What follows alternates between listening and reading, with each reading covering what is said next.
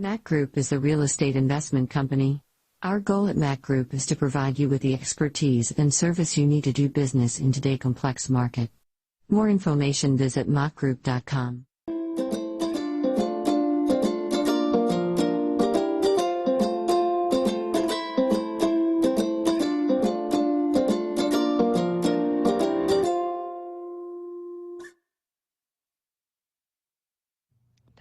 US Open Cricket 2021 Fantasy Sports. Create your Dream 11 and win exciting prizes. Log in www.usopenfantasy.com.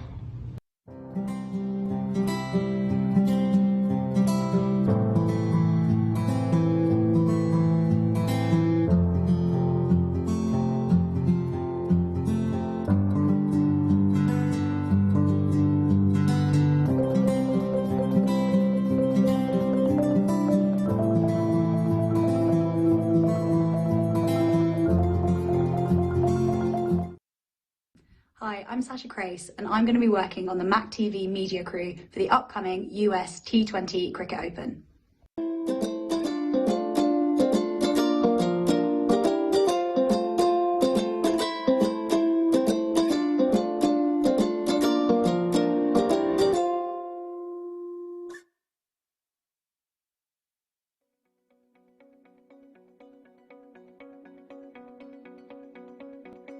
Dr. Malik is the CEO and Director of Anesthesia and Pain Care Services.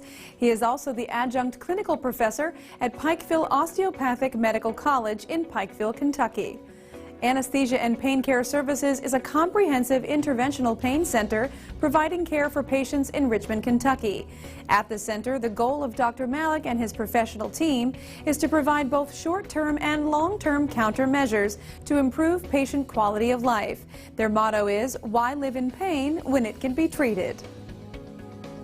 Dr. Malik recognizes the importance of an integrated approach to pain management, one that is tailored to individual needs. He and his team strive to enhance patients' quality of life by reducing acute or chronic pain, thereby increasing patients' ability to enjoy daily activities once again. In 1988, Dr. Malik received his medical degree from the Allama Iqbal Medical College in Lahore, Pakistan. Thereafter, he went on to complete his anesthesiology training in the United Kingdom, Ireland, and the University of Kentucky Medical Center in Lexington, Kentucky. He also completed his fellowship training in pain management at the University of Cincinnati in Cincinnati, Ohio.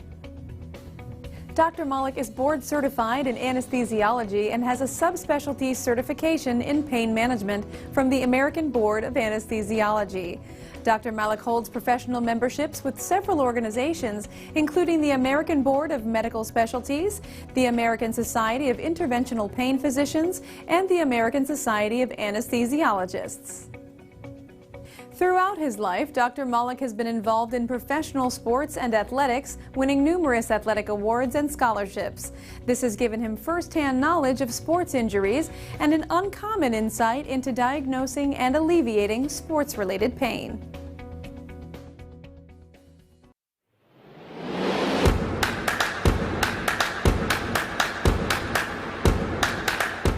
The MCL is Major Cricket League is not just for the Pakistan, Major Cricket League for all over the world, number one. So all foreign investors, they can invest the money, foreign investor. Let's assume we're doing in Pakistan now, MCL. So Pakistani, Indian, Caribbeans and all, they like to invest the money on where the good cause is, which is we providing opportunity to every country, not just for our country, USA, we bring in every country.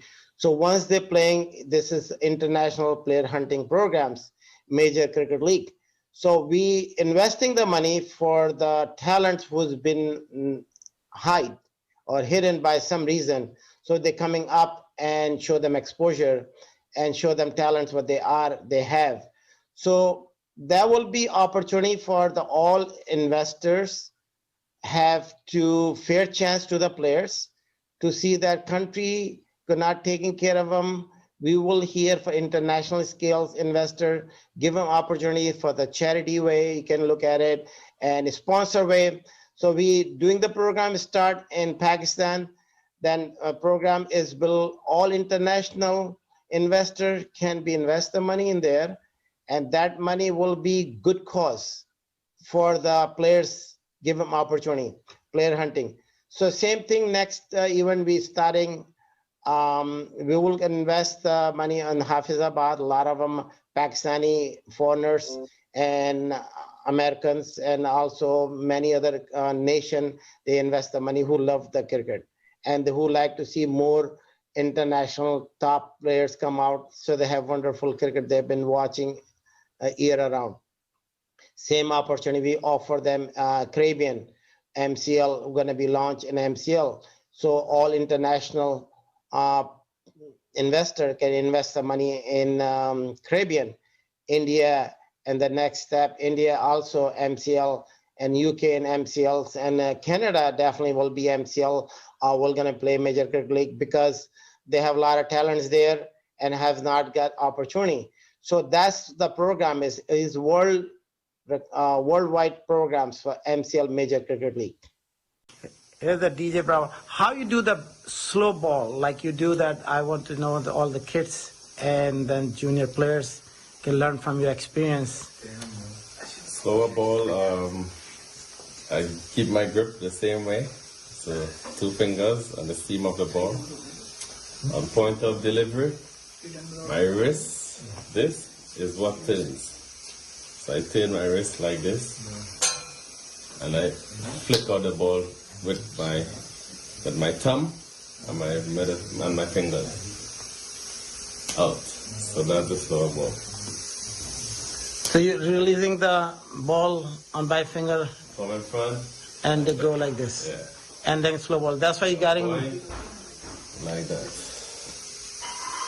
There you go. Here's the slow ball. So learn. Slow ball, delivery, twist. Twist. Twist with the wrist. Here's the DJ Bravo.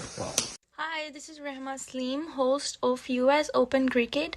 Please watch me live on MAQ TV from December 6 to December 13.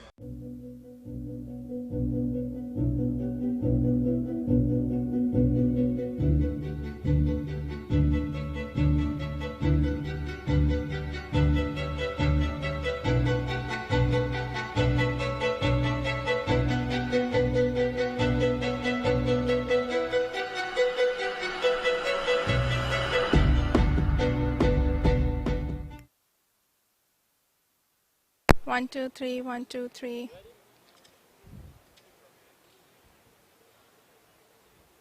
Hi, Sudesh Jagarsa is with us right now at the US Open Cricket Tournament 2021, and he is the US All-Stars mentor. Hi, how are you? I'm good. So please tell me something about your involvement in the US All-Stars. Well, I'm here as a mentor. All the players here, there are several of them, approximately 7 from Trinidad, who have been with me all the time. These are guys who are pretty much superstars all around the world, and it's great to be here and to be a part with them. What are your expectations from the team today? Oh, our guys always on top. They have a good hype. We from the island where cricket is probably everything we know. And yeah, we're going to finish on top, I'm certain. Have you guys played here before? Oh yes, we did. And what do you think about US cricket? Oh, it's great. I mean, it's lovely. The atmosphere, the weather, everything is fine. But I'm sure our guys are going to be on top today. And if you guys win the title today, what are you going to do with the titles? Do you have any plans and for the future goals? Well, we'll probably be the dominant of the US cricket. We're hoping to hold that title for many more years, and that's about it. Well, good luck to you and your team. Thank you. Great.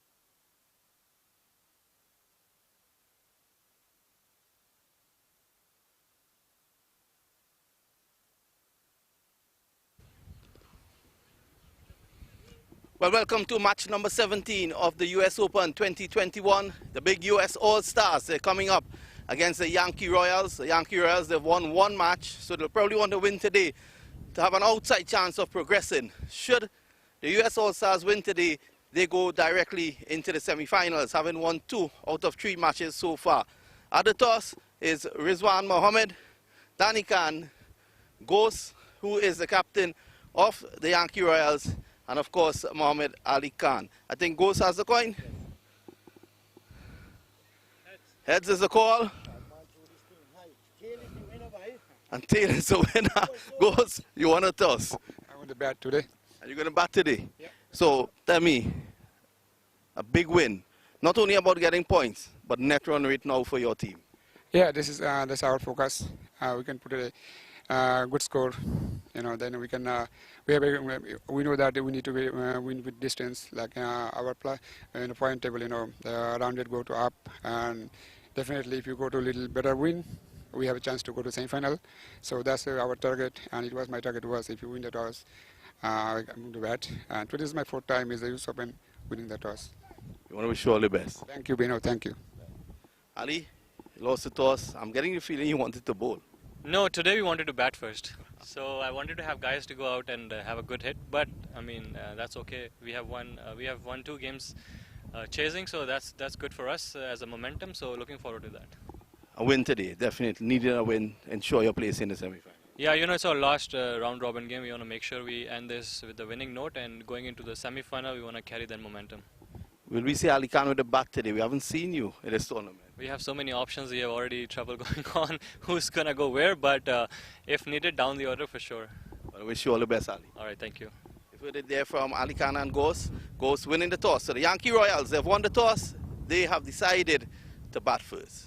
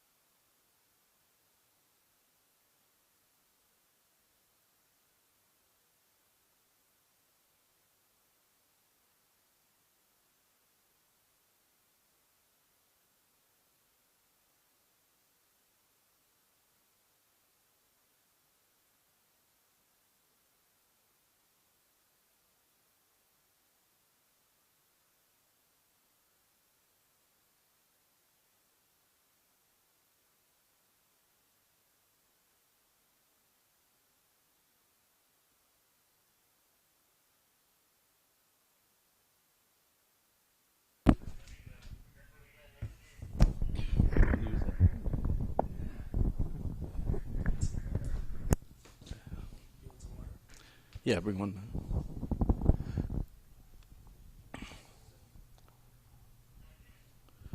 Well, we're back here. This is game 2 on day 6. So this is the 17th match of the US Open 2021.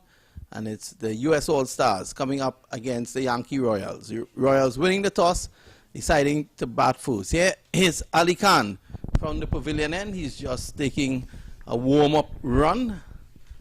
Ali hasn't been at his best, but he's a professional. These guys work on their game all the time.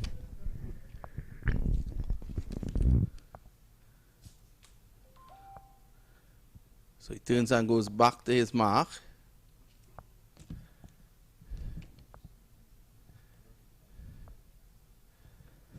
Here he is, number 47 on his back. AK-47 passes the wicket now.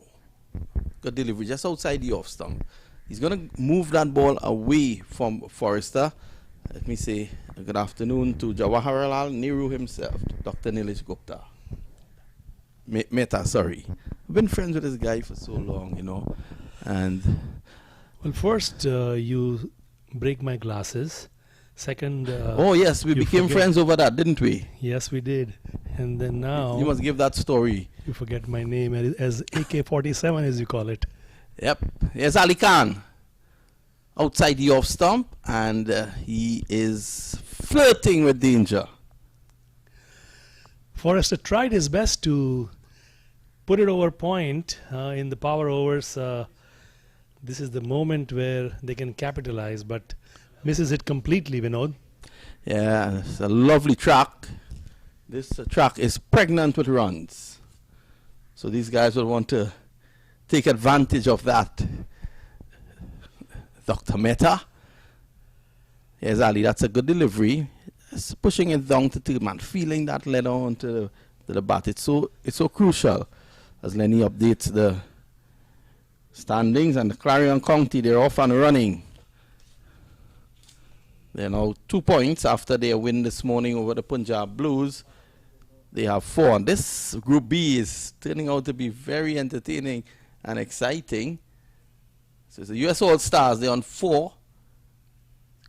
Cavaliers on 6. Remember, they defeated the All-Stars. So a win here by the US All-Stars is more than likely going to see them through to the semi-finals. Here is Khan again. And this time he's out caught. Ali Khan strikes. That was a situation where the bat didn't play the ball played the bat. Yes, we know. Almost feel like he was doing an evasive action, and the ball just ballooned up for an easy grab at short point. So that was a bouncer. Yes, he was trying to get out of the way, and then all of a sudden left the bat there. Two minds sometimes are not a good thing. Yeah, caught in two minds.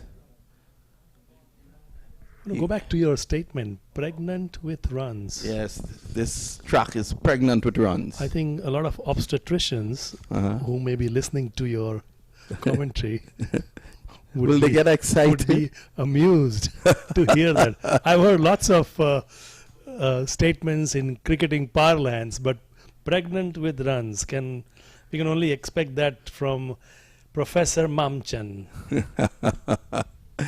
Yes, so it's 1 for 1, and Ali Khan strikes. As I said before, he's going to come into his own here as this tournament progresses, and it's all about peaking at the right time. Who is going in there? Salik Iqbal. He's going to join Forrester. Say good afternoon to the hardworking crew of MAQ TV. The weather has been very kind after a bit of an inclement situation on day 1, I believe, right? Yeah, but it was just one game, and that was made up for. And at the US Open, there's always the thinking that these guys are here to play cricket. Let's do what we have to do to ensure there's a cricket match. So the points were not shared. Brampton were due to play the Mace Royals, and that game was took to the outside field on Wednesday to ensure that it was played. Brampton Pacers won the match. So it's going to be Salik Iqbal to take strike from Ali Khan. Will this be a situation where the US All-Stars dominate early? Again, that's the same delivery, and he just strays outside the line. Yes. Bouncer, it's been called a wide, Vinod. So Royals 2 for 1. Ali Khan trying a similar delivery, but this time the umpire was not too happy with that delivery, calling it a wide.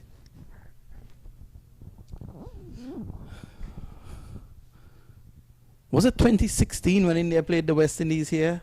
2019. But the first time I met you here, it was 2016, wasn't it? If my memory serves me correct, it was, I think, 2019.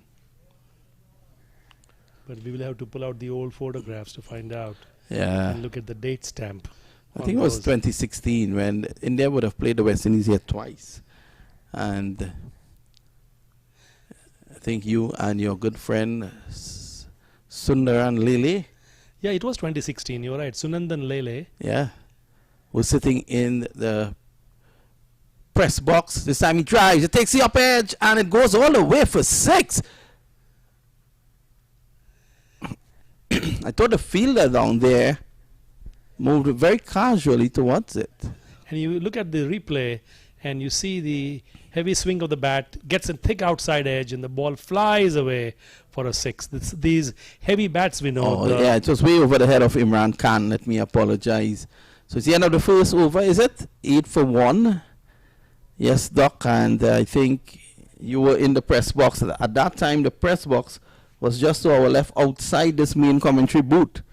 It was open to the elements. And Lele, being a friend of mine, I went to sit next to him, and I sat on your glasses. What was your glasses doing on the chair? I have a question for you. What was your business sitting on my glasses?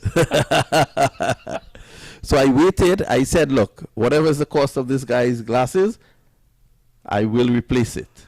And I remember at the time telling you, look, whatever is the cost, I would replace it. And you insisted no. And I took out a $100 bill, and you said, that cannot replace my glasses. Because this glasses is $1 from Walmart. And then we struck up a friendship from that day that has been wonderful over the last 5 years.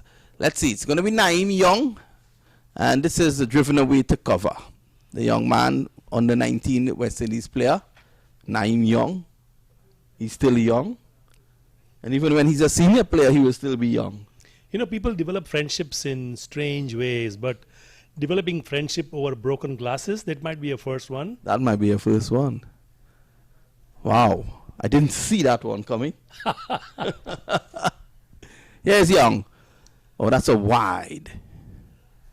It's very hot out there.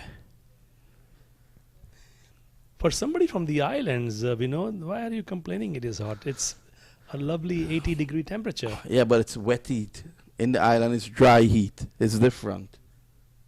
Humidity is 0 in the island. So it's a different heat, Doc. How would you know? You've never come to my home. I've invited you on many occasions. Tucked away down to mid-wicket, Trevon Griffith is there. So Young has been all over the shop in this over so far. I want to say good afternoon to the chairman of Cricket Council USA, Mohammed Qureshi. I want to extend a very happy birthday to his youngest son, Ayan Qureshi. Today is his birthday, and there's a big bash at the Boca Palace. Are we invited? Always invited.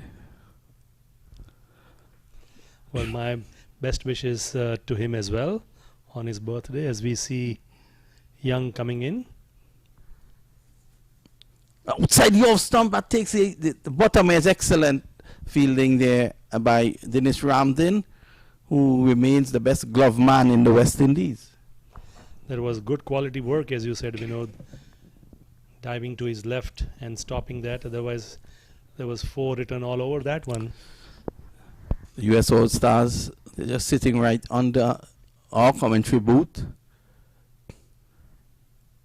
Here's Young. It says tucked away over the infield into the boundary for 4. So Young came on the recommendation of Dwayne Bravo. And he saw potential in the young man. So we're looking at him here. That was in the slot. That was in the slot. That's exactly what I was going to say. Good minds think alike. And he just helped himself over mid-on for a boundary. As he moves on to 10, the Royals 14 for 1.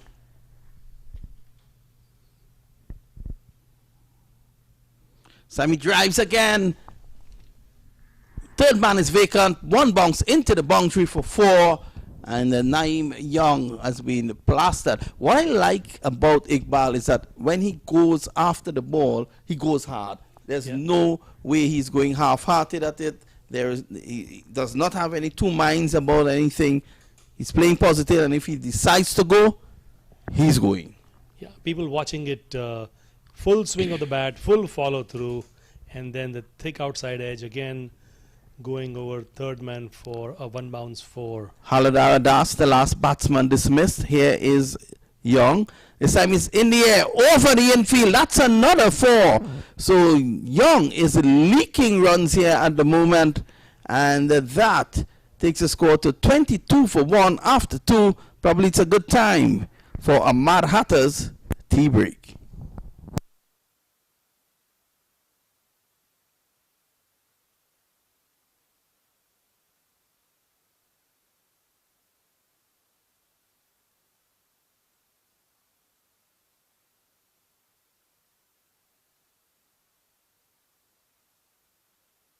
MAQ Group is a real estate investment company. Our goal at MAQ Group is to provide you with the expertise and service you need to do business in today's complex market. More information visit John Ross MAQgroup.com. Jagesa is going to take up the bowling. What a splendid bowler he is, John Ross. He's taking up the attack from the southern end, or the media center end. And he has so far taken 6 wickets.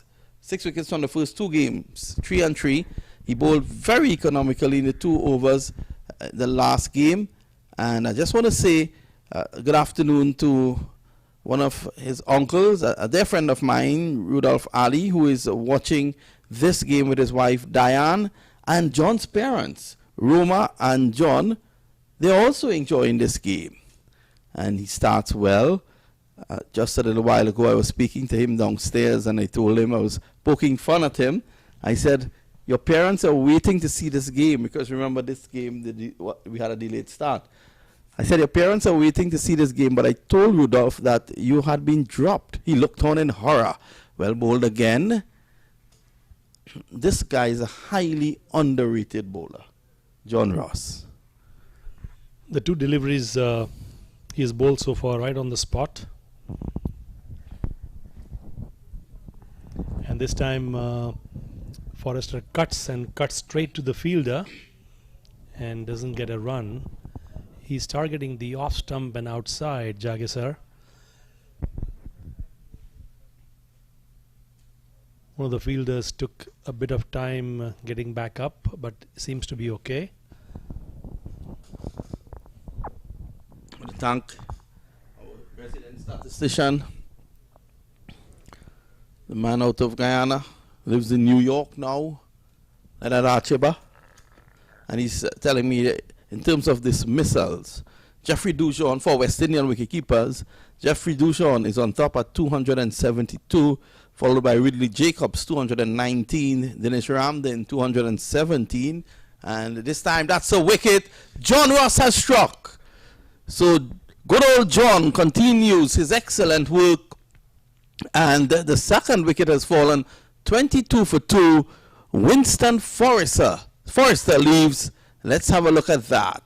As easy as Sunday morning. Into the safe hands of Imran Shaki Khan. And the score is now 22 for 2. Your thoughts on that dismissal? He wanted to play that delivery over mid-off or extra cover, and slightly mistimed that particular stroke as it flew straight to the fielder.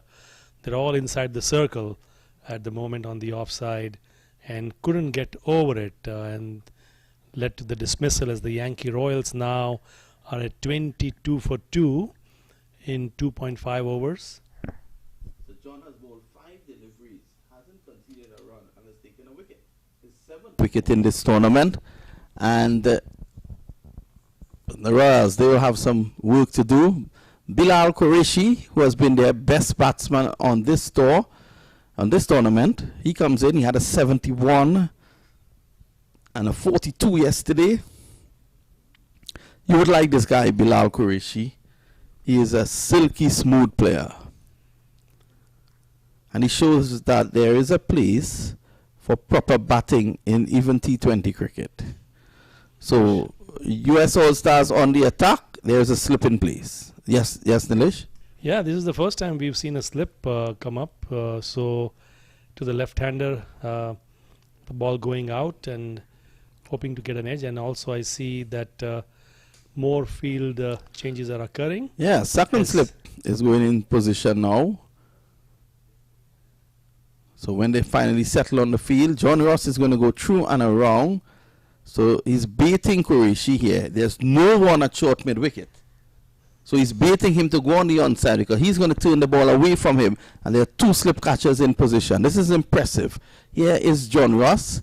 And that one too straight, whipped away. Lovely shot there by Qureshi. And he's going to come back for 2. Let's go 24 for 2 after 3. More thoughts from Nilesh Mehta. Yeah, that was a good field placement, but unfortunately the delivery that he bowled was not on target.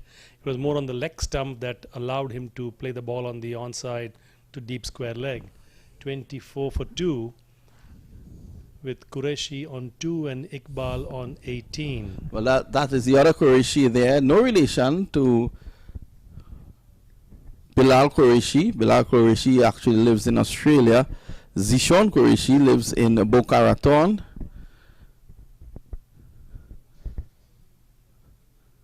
So Zishan has had a good tournament so far. I was speaking to him before this game as is customary. He's a good friend of mine. And he was telling me that he was hitting some balls in practice a little while ago and he was not feeling the ball. So I was telling him, you know, you need to keep that positive approach going into today's game. It's going to be Jacobus Pina. And this is driven away down to the boundary for 4. That was a lovely stroke, Vinod. Right through extra cover for 4 runs. He waited for it and timed his stroke to perfection for those 4 runs as the Royals move on to 28 for 2.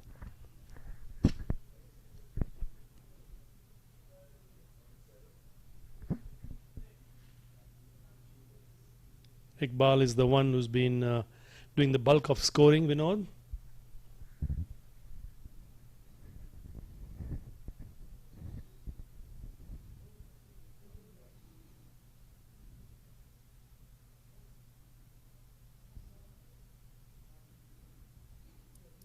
It's not ready just yet.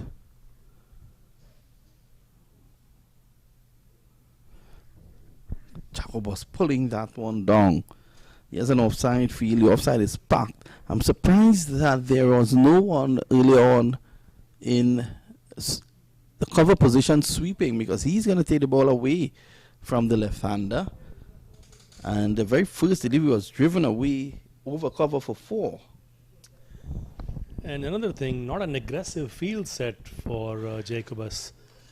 No slips in place as he comes left arm around the wicket again. So he backs away and hits it over cover down to the boundary for 4 more. So I think Ali Khan needs to rethink this field placing. He needs to cut that shot out. He goes on the back foot and smacks it over extra cover for 4. Well-timed stroke. He moves on to 26 now. Salik Iqbal.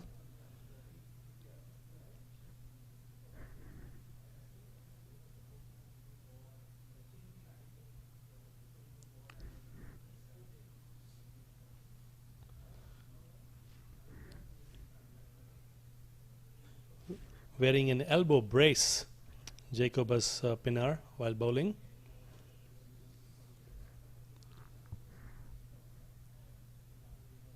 This time he's going down the ground.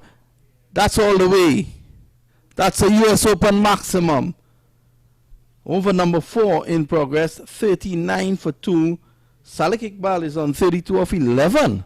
Yeah, he's in his element as you can see here. He positions himself well and plays it way over mid-on and moves on to 32 of 11 deliveries. Or a belter of a track. You have to be on spot. Anything little offline or off length, you're going to go downtown. That's a better delivery, good comeback. And you like that analogy. This surface is pregnant with runs. I like that analogy. It's full of runs for now. Let's see if from the opposite end, if the bowlers continue to, particularly the spinners, continue to have an aggressive field set. Looks like we have a slip in place and we may have 2 slips again. or maybe not. There is some last-minute fielding adjustments happening. I remember as you spoke about having more than one slip, I was doing commentary in Trinidad with a guy, and there was a first slip, and it was towards the evening of the end of the day's play, and the skipper brought in 2 other slip fielders, so there were 3. And he remarked that there are now many slips as is. Well, I guess the commentators are allowed a few slips. John Ross, thrown wrong, and this time there's an appeal for leg before. Probably struck just outside the line of the off stump. We'll see the replay on that. Ross still looking at the umpire as if to say, "What's up, man?" This time he was trying to mid-wicket, and that was pretty close. To me, that is as close as you are sitting to me. That's right. Let's see that again. Let's rock and roll. Let's see that again, Mr. Lalman. Well, it has gone.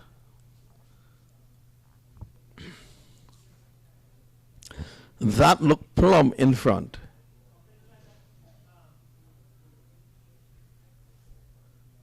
Drifting down the leg side, and he pushes it. And it struck the back leg. Let's go back to that dismissal or lack of. It struck his back leg, which would have been very close to the stump. So the time for the ball to turn away would have been a very short time, and that leads me to believe that was out. So the umpire on that occasion, well, he's in the best position. Let me not say anything further than that. He's in the best position. It's 41 for 2.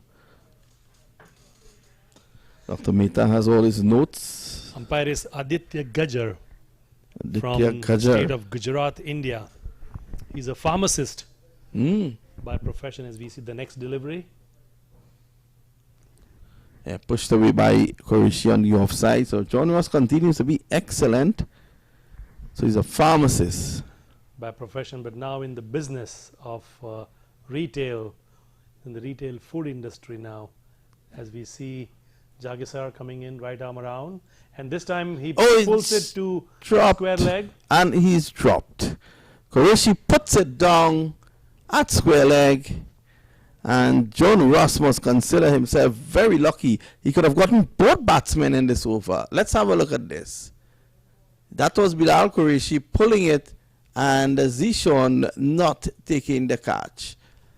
This time he drives pleasantly. End of the over. 2 excellent overs by John Ross. He has bowled 2 overs, 1 for 4, and after 5 he's bringing respectability back to the play at the moment. More thoughts from Dr. Nesh Mehta before there is a double change with Lenny and Sasha. I want to say good afternoon to Mohammed Amin Makatia, the Vice Chairman of Cricket Council USA, who is here. So it's a double change. Yes, the Royals 42 for 2 with Qureshi on 3, Iqbal on 33. Catch dropped by Zishan of the last delivery of the previous over. 5 overs completed and 42 for 2. The run rate is 8.4 as Sasha takes her place, and I will hand over the microphone to Professor Lenny.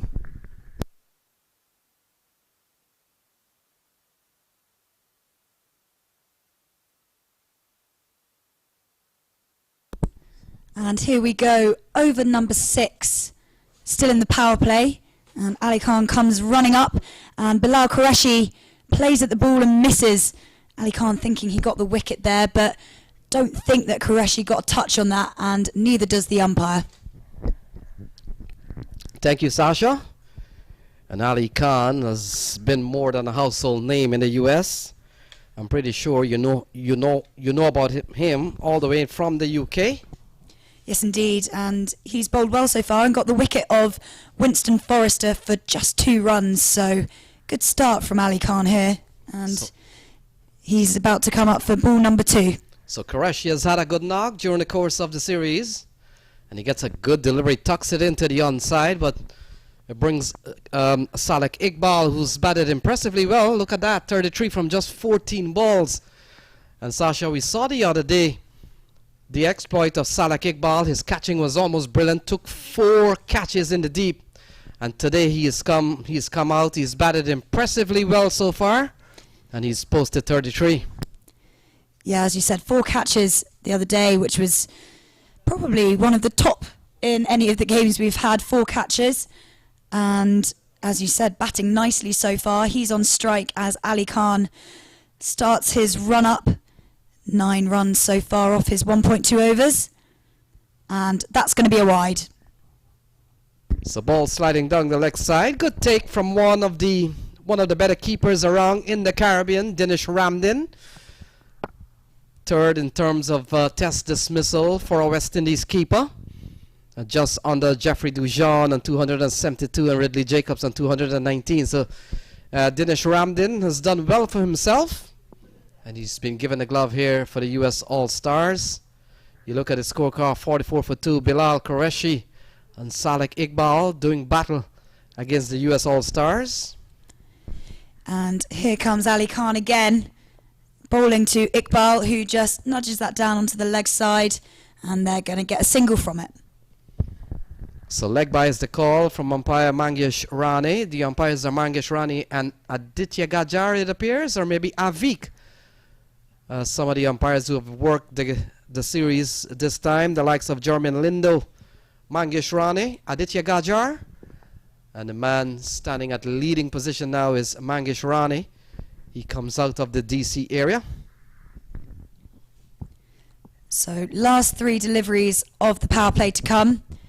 Qureshi on strike, he's 4 off 7. And that's a lovely shot playing down to the boundary, but I think there's a fielder there who stopped it nicely, and that's just going to be another single. Yeah, good bit of work there from Painar. He came around quite quickly. A well-played shot from Bilal Qureshi. And so far the partnership has gone up to 24. The batsman out, Winston Forrester and Haladara Das. Haladara Das got a first ball. So after a couple of quick wickets here, we've seen a good recovery, kind of, by Salek Iqbal and certainly Bilal Qureshi. Yeah, the Yankee Royals are going to look for a win here. They are currently just 2 points on the board, and US All-Stars currently with 4. So good competition, but the Yankee Royals are going to really need the win here if they're going to stay in this competition. Here comes Ali Khan. And Iqbal can't do much about that because it's a wide. Yeah, ball sliding down the leg side. Let's look what has happened here in terms of extras. We've seen extras totaling 6 so far, 5 of them being wide, and 1 of them, of course, being a leg by. So 6 free runs here for the opposition. Yes, Ash, you're right on that. Yankee Royals will need a win here to stay in contention, and a loss here will certainly mean their exit from the tournament. They've lost 2 and won 1 coming into their final game, so this one will be a very crucial game for them. And Iqbal facing up to Ali Khan again, and he looked to swing that, looked to hit that ball miles over cow corner, but good bowling from Ali Khan restricts him to a dot ball. So Salek Iqbal comes out of New York, certainly out of an outfit called Pakistan First, local team in New York, and he's been part and parcel of that team for several years. The team also includes the likes of Umar Farooq, the big hitting Umar Farooq, Adil Naushawan, Rizwan Mazar, who's coming a little bit later on, Usman Ashraf, who's also part of this lineup. They're all boys from a local team called Pakistan First, one of the top team in the New York City area. And here we come. Last ball of the power play. Yankee Royals 47 for 2. They'll probably want to get over the 50 mark at the end of 6 overs. And here we go. And it looks like they're just going to get a single off the last ball. So at the end of the power play, Yankee Royals 48 for 2. And Ali Khan finishes his second over, 1 wicket and 13 runs from them.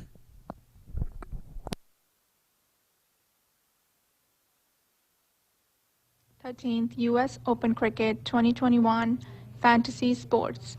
Create your dream 11 and win exciting prizes. Log in www.usopenfantasy.com.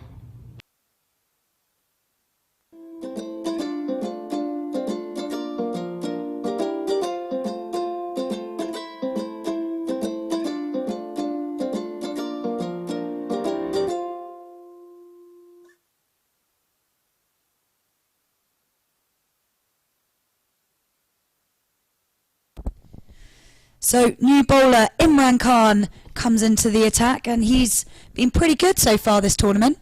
Yes, Sasha, he's a quality bowler. He plays at the CPL level. Comes out of Trinidad and Tobago. Would have played first class for Trinidad and Tobago. So he comes in here to bowl to Salek Iqbal. Salek Iqbal has been enterprisingly very flamboyant today. And he continues to bat well. He's up on 35. Iqbal, 34 off 17, and he just pushes that away onto the offside, and it looked like there was a throw at the stumps there for the run out, but misses, and they get through for the single pretty easily in the end. So let's take a look at some of the big totals of what has happened here.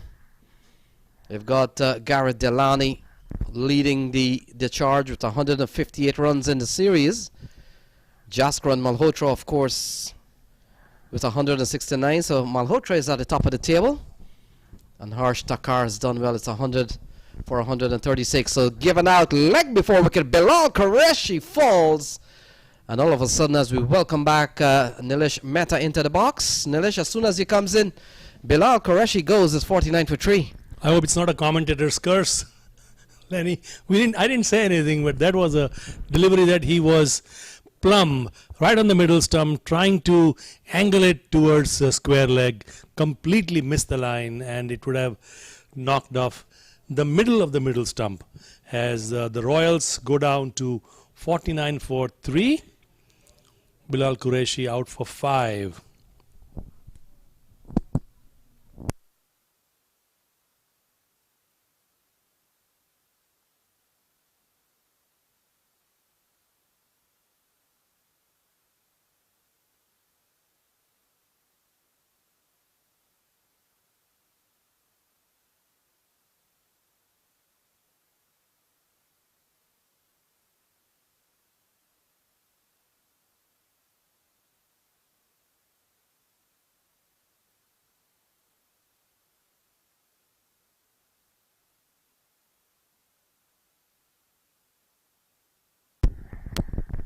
So Rizwan Mazhar comes to the middle, batting at 49 for 3.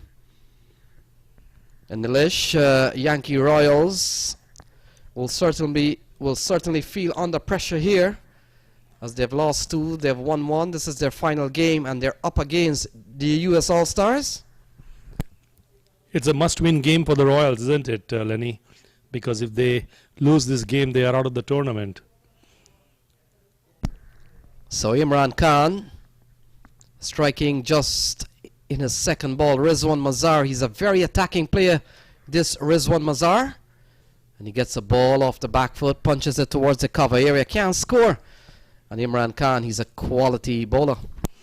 That was a good leg spinning delivery, targeted to middle and off. And Rizwan was able to negotiate it to short point. So not a big appeal. Not out says umpire Aditya Gajar.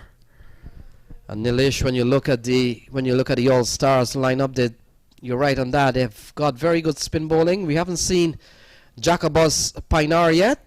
He's a quality leg spinner himself. Zishan Qureshi is another player they could use. This one is smashed down the ground. Fielder comes around. Ali Khan and Travon Griffith. And it's Ali Khan who makes a very good save. Rizwan Mazhar gets off the mark with 1. You know what I like about Imran's bowling that I've seen so far, Lenny, is that he is willing to flight the ball and take chances and inviting the batsman, hit me. You're right on that, Nilesh. And because of the advent of T20 or so much of T20 being played, many spinners have taken the road of bowling it a little flat. And we'll talk more about that. 7 overs gone, 50 for 3. MAQ Group is the real estate investment company. Our goal at MAQ Group is to provide you with the expertise and service you need to do business in today's complex market. More information visit MAQgroup.com.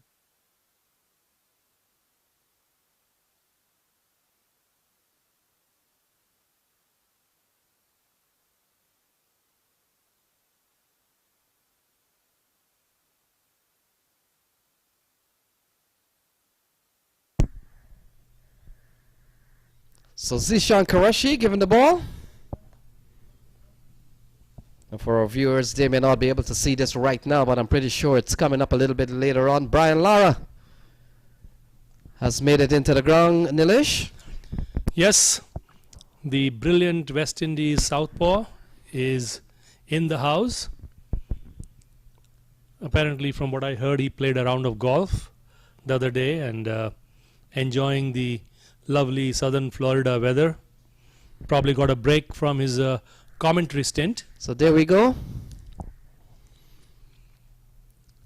So ball area and a big hit here from Salek Iqbal, Nilesh. That is a terrific stroke. My goodness, look at the distance the ball has traveled, way past the hoardings that you see, and the fielder had to jump over them to retrieve the ball. Tremendous six by Salek Iqbal as he moves on to 41 of 21 deliveries. So 7 runs off this over so far. Salek Iqbal smashes this one again. Similar result, similar placement, and a couple of sixes here for Salek Iqbal.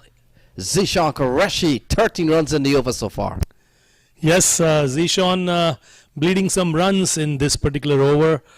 Probably will want to change the line as Salek Iqbal clearly is in his zone, as we will intermittently see the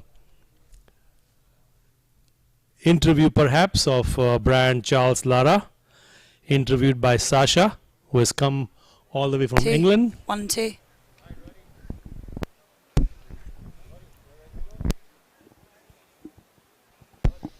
So 63 for 3. We've seen a couple of sixes here off the bat of Salek Iqbal. So ball getting an outside edge, will run away towards the third man boundary. Fielder comes around. John Ross Jagisar can't pull that back in. And so that completes over number 8, 67 for 3. 17 runs of.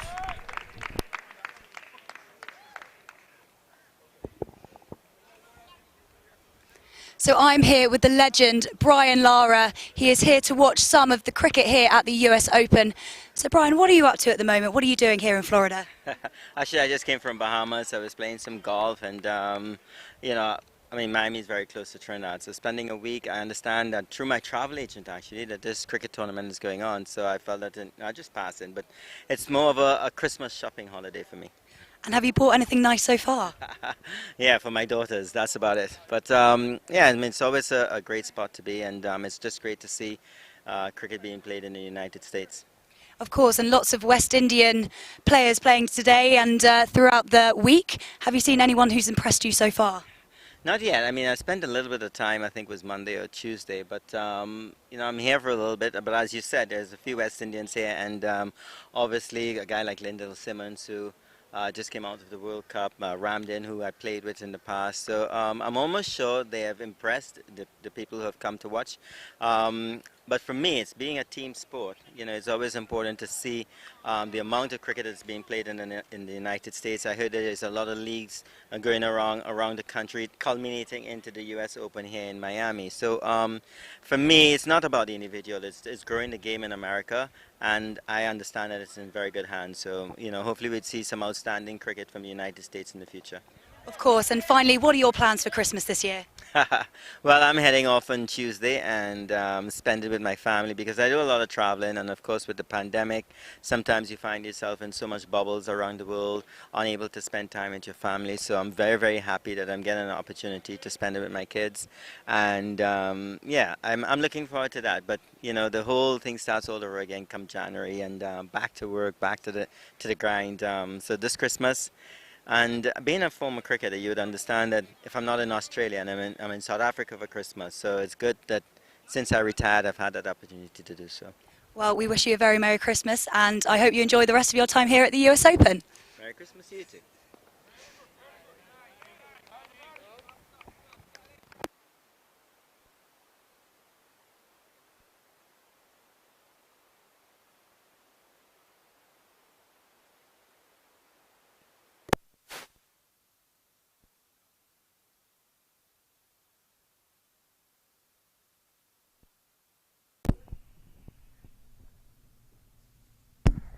So welcome back. The break, of course, to highlight Brian Lara. Brian Lara is in the ground. Good interview by Sasha Crace, Nilesh Patel, one of the great of certainly West Indies cricket and world cricket. Brian Lara. Absolutely. You can see on the ground a lot of people lining up for having their pictures taken with the one and only, the Prince of Trinidad. Yankee Royals 69 for 3. Rizwan Mazhar on 3 and Salik Iqbal 52.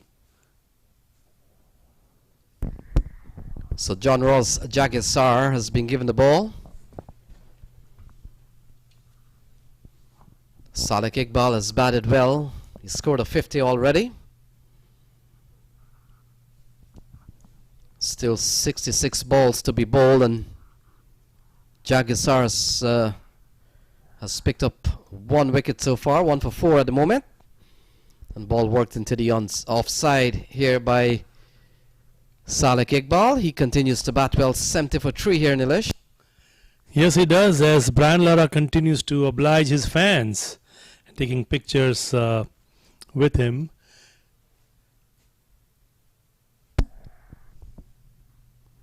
So big swing and a miss here from Rizwan Mazhar. Doesn't go too well. Ball goes through to Dinesh Ramden, the keeper.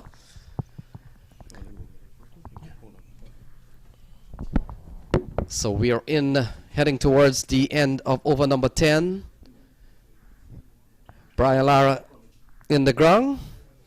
And ball worked into the offside for an easy single. So brings Salik Iqbal back on strike.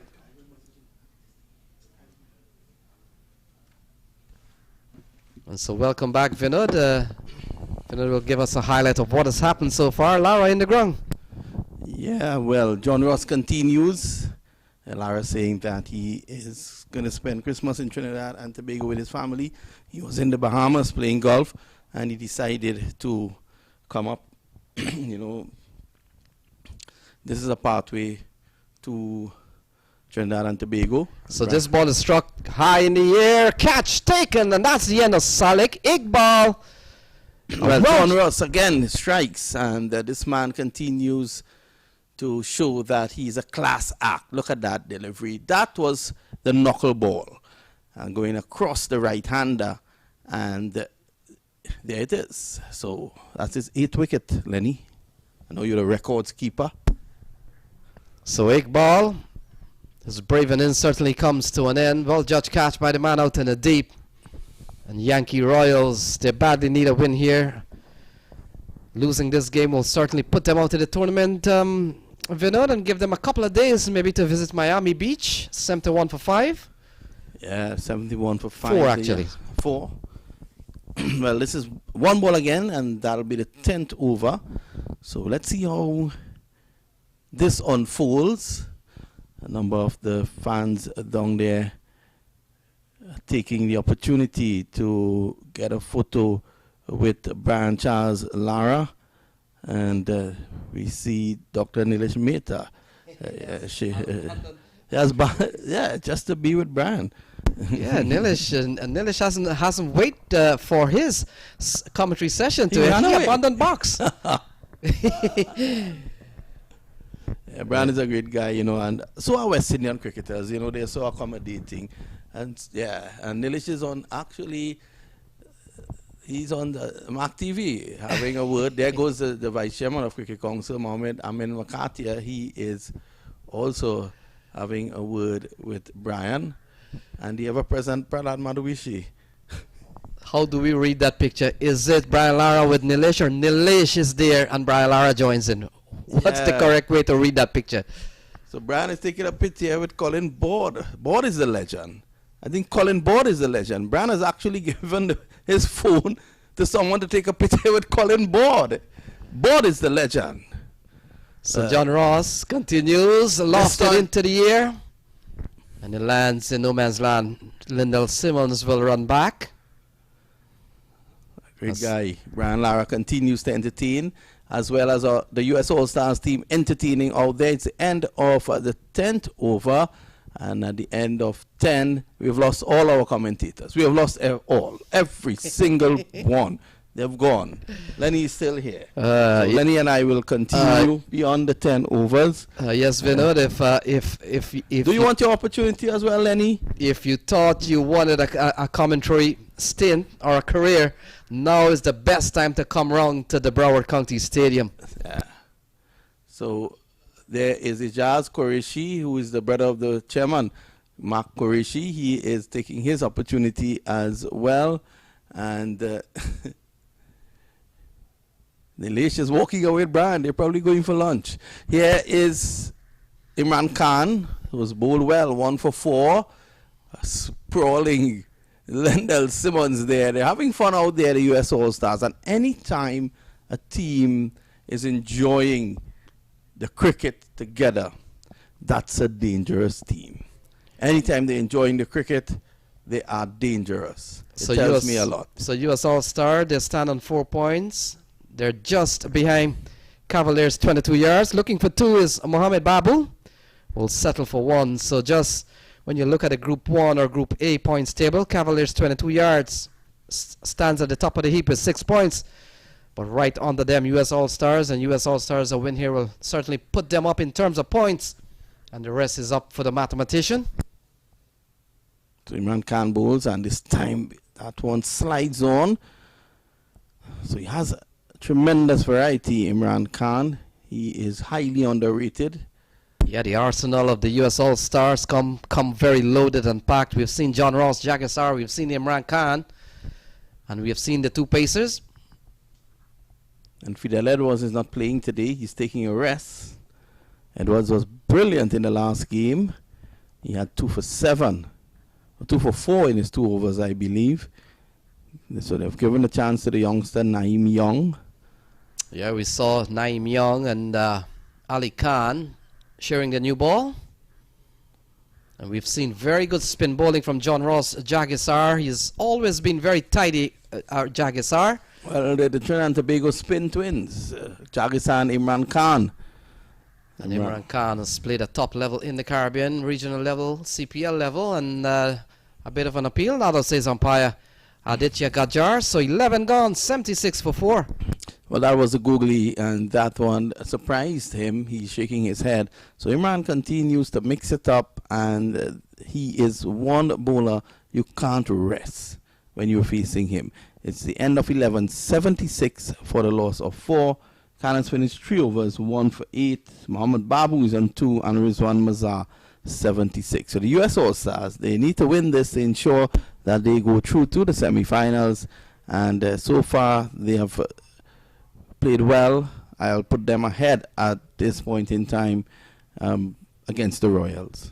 So the next match coming up, we'll see another team in this group, a threat to US All-Stars, and certainly they'll be keeping their eyes peeled on the next clash as Cavaliers 22.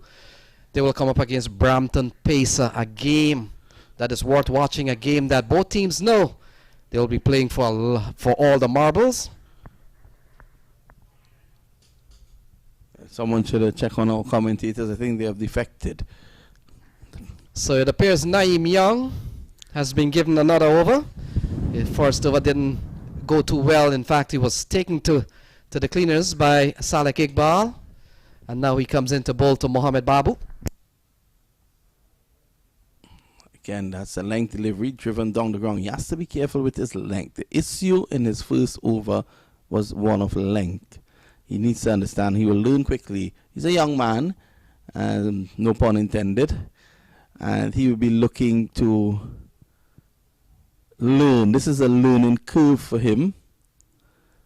You know, the US Open, a lot of people come here and they think that it's going to be a walk in the park. Well, a lot of them leave with the impression that they were wrong. That was a slow delivery. The young man showing some variety here, Lenny. Yes, Vinod, and what this US Open tournament has done over the years and even this year, it has allowed these upcoming players in the Caribbean. This is one of them, Naeem Young.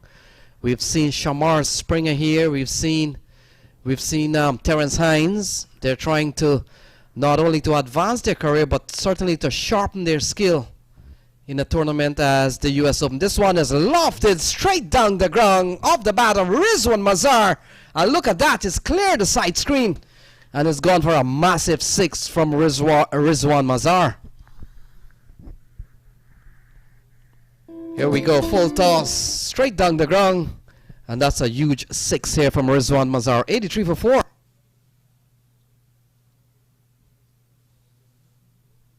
So this over's gone for 7 so far. And we've seen earlier on in the day one of the ball would have gone in that general vicinity. And no one could get into the park because the park is closed for the day. And so a new ball had to come out. But on this occasion, Fielder was able to retrieve the ball quite quickly. 83 for 4. We're in over number 12, 51 balls still to be bowled. Young, just 9 deliveries, none for 21. Slow delivery, full toss. And Vinod, one of the reasons why there's so much Caribbean players, we would know because of the COVID situation. Many territories in the Caribbean have not resumed full domestic cricket. So the boys are looking to play, itching to play. And the closest play outside of the Caribbean certainly is the United States. More or less even Fort Lauderdale, Florida. There's a ball driven into the offside by Babu. Picks up an easy single. And pushes the strike over to Rizwan Mazar. In fact, Rizwan Mazar, he's a very attacking player. But certainly hasn't set the tournament ablaze. We've seen 9 runs in the over so far. And Naeem Young from the far end. This is airborne. It's in the air. He could be out. Ramden is circling under it. And Ramden don't drop those. So that's the 5th wicket to fall. The Royals, they've lost Rizwan Mazar. And he is a critical batsman at this point in time to lose. The delivery was wide. And he was stretching for it. It took the top edge. He didn't get hold of it. It went very high. And a good catch there by Dinesh Ramden. Yeah, Ramden very experienced, even having played for West Indies for several seasons at the top level. I quickly called for it, held on. And so that's the end of Rizwan Mazar. So another wicket goes down here for Yankee Royals as Robin Chaudhry makes his way out to the middle. It's 85 for 5.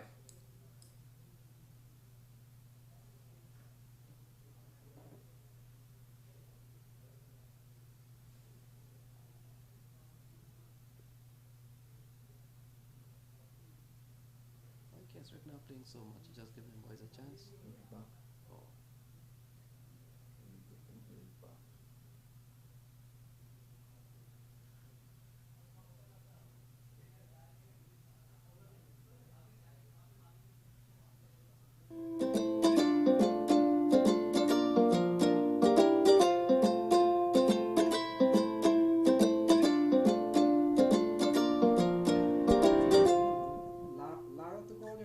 MAQ Group is the real estate investment company. Our goal at MAQ Group is to provide you with the expertise and service you need to do business in today's complex market. More information, visit MAQTV. So we're back here. We're not back.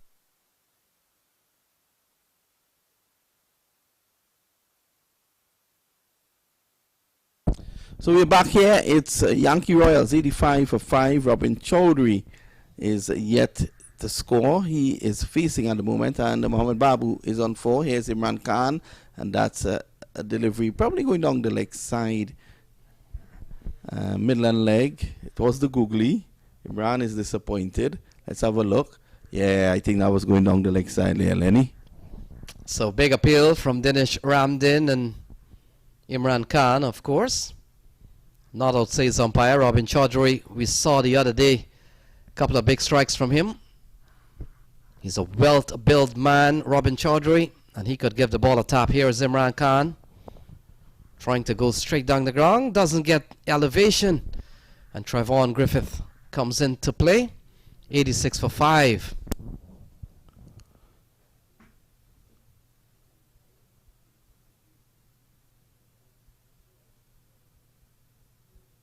So Babu comes on strike, and he gets a good delivery here from Imran Khan. Right on spot there, Imran Khan. So we've seen 3 spinners being used here by Ali Khan. In fact, we have seen 4 spinners used along with Imran Khan. We saw John Ross Jagisar, we saw Zishan Qureshi, and we saw Jacobus Pinar. This one down the leg side. We'll have to wait and see. Could be leg by.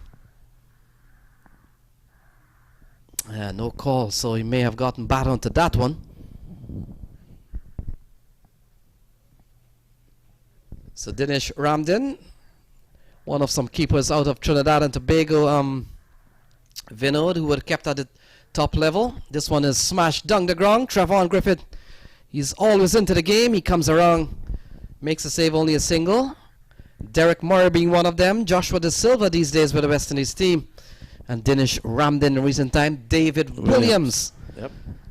4 keepers out of the Trinidad and Tobago team that would have kept at the test level. So Imran completes his spell of 4 overs, 1 for 11. Impressive indeed. And at the end of 13, we take a break. It's 88 for 5.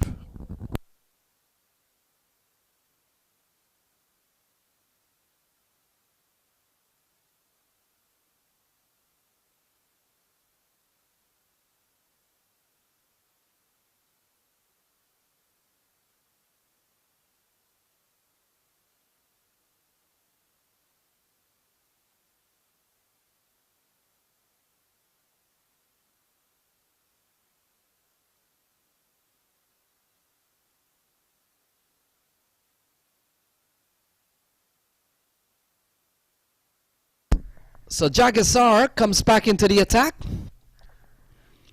2 for 7 off 3. Very impressive bowling figures, not only from an economy standpoint, but he's picked up a couple of wickets. Got a wicket of Salek Iqbal and got a wicket of Winston Forrester, 2 of the top batters from the Yankee Royals. And so we are all set. The big hit, and Robin Chaudhary will be on strike. He comes around the wicket, John Ross. And trying to go big, doesn't go well. Taking on the upper leg. And Dinesh Ramdin cleans up, and there is no run.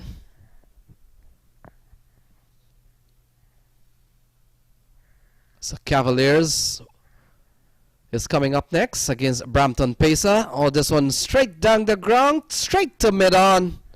And that's the end of Robin Chaudhary. He goes, well judged catch there from Naeem Young. And another wicket goes down.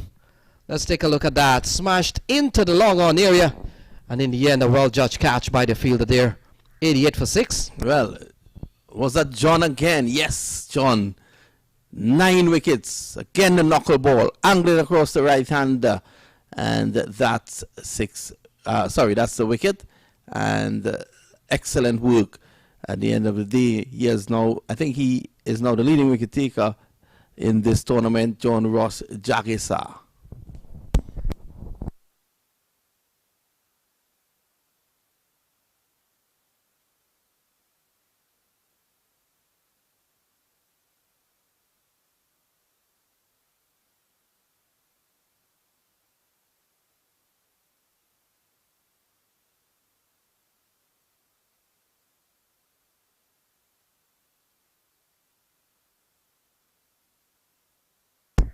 So Mohammad Chaudhary comes to the middle.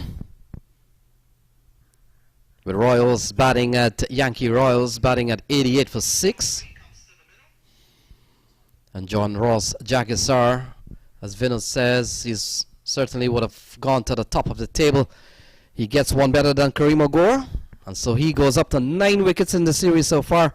Kareem Agor is on 8, and so does Dane Johnson.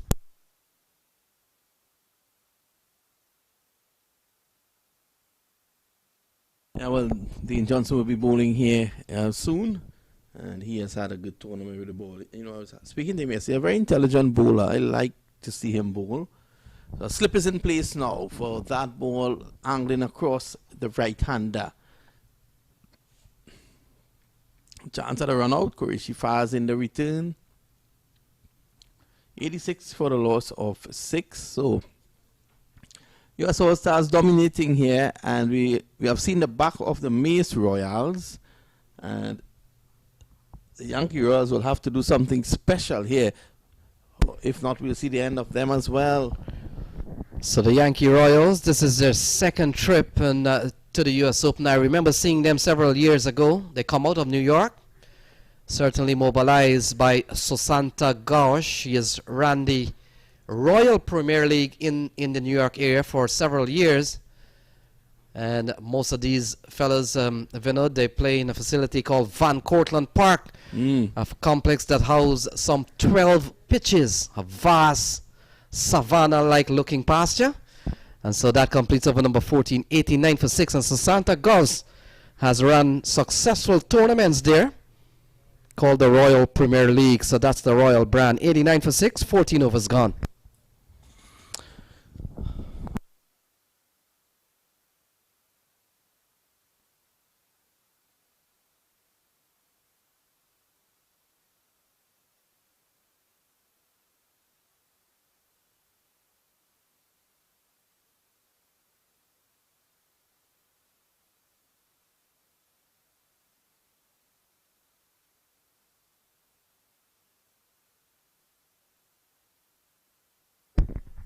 So the action continues. Qureshi comes in to Chaudhry. Chaudhry can't score, gets a good delivery. Then he's trying to pull around towards the onside. And a good start here from Zishan Qureshi into over number 15. Starts with a dot ball.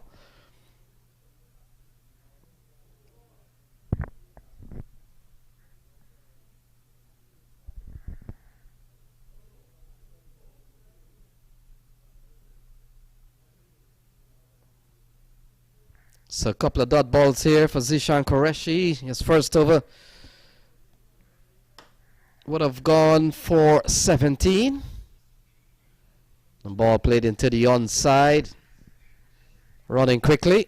They'll only get a single as the strike now goes over to Mohamed Babu. 90 for 6. We're in the 15th over. Zishan Qureshi is the bowler.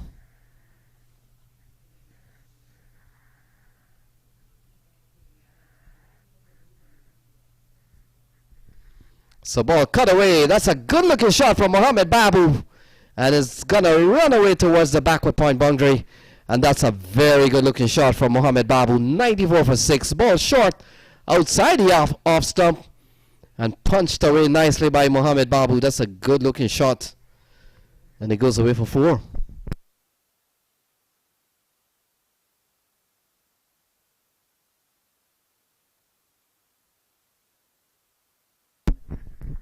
So 94 for 6. This over's gone for 5. So we've recovered one of our commentators. Since Brian Lara came, the box has been empty.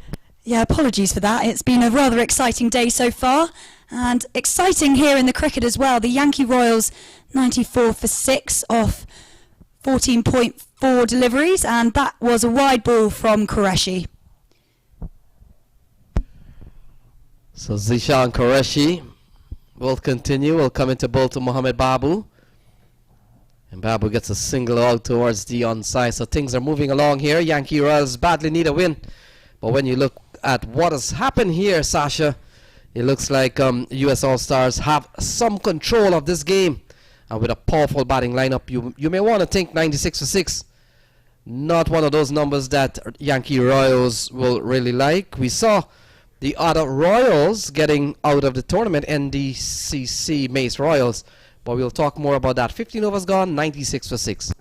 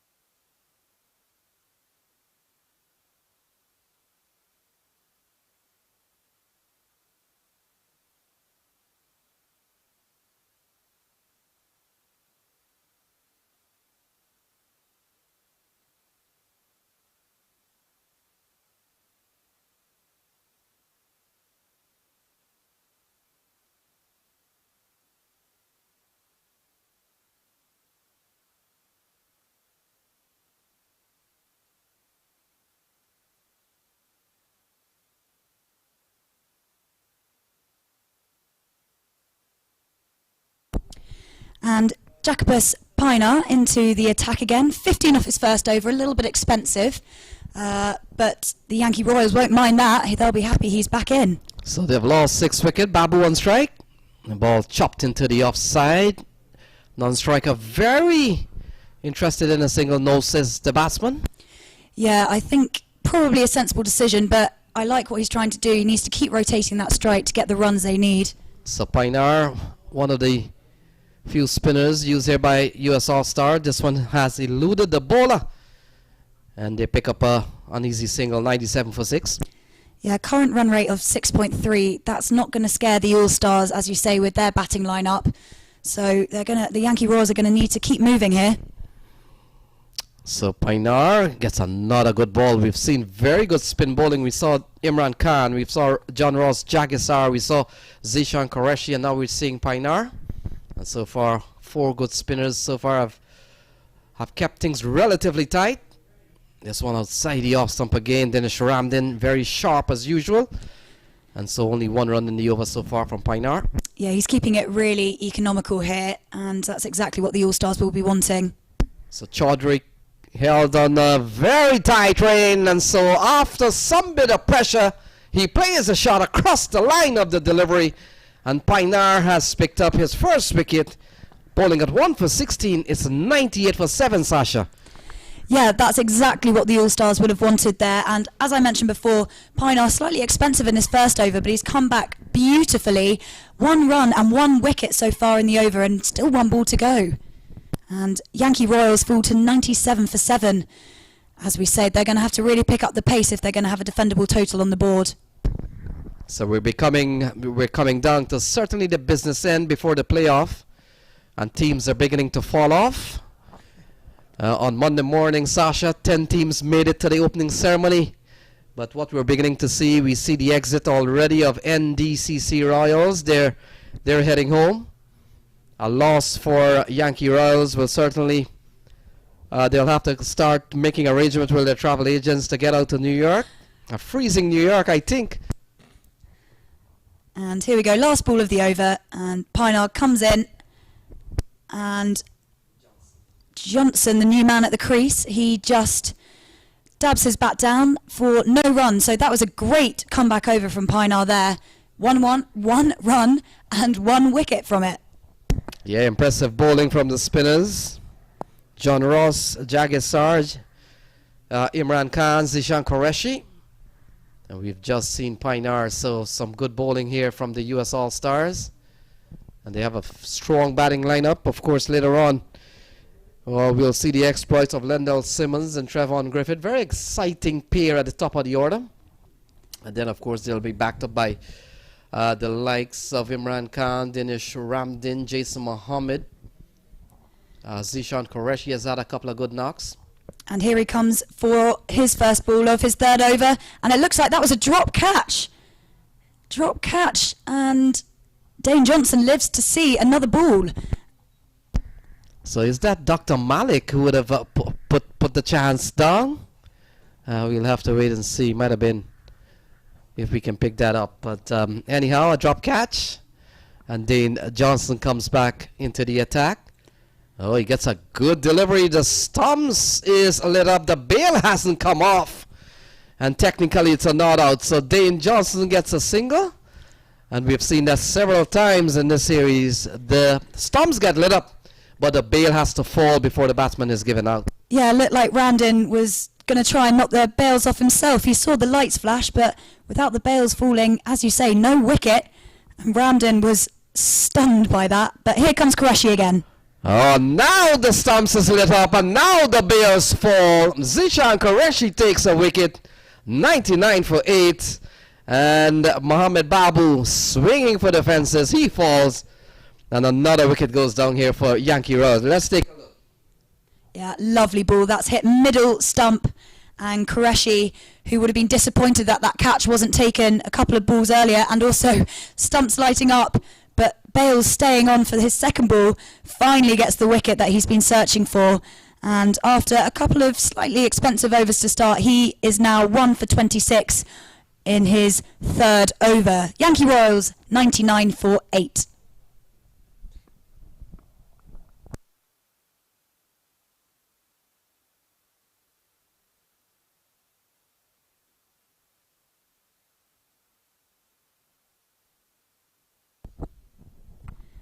And watching the replay now, that's a lovely ball from Qureshi.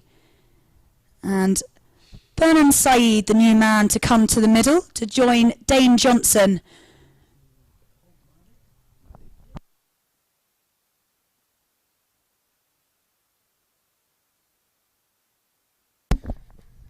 So Burhan Saeed, the man from the hat-trick fame, comes to the middle.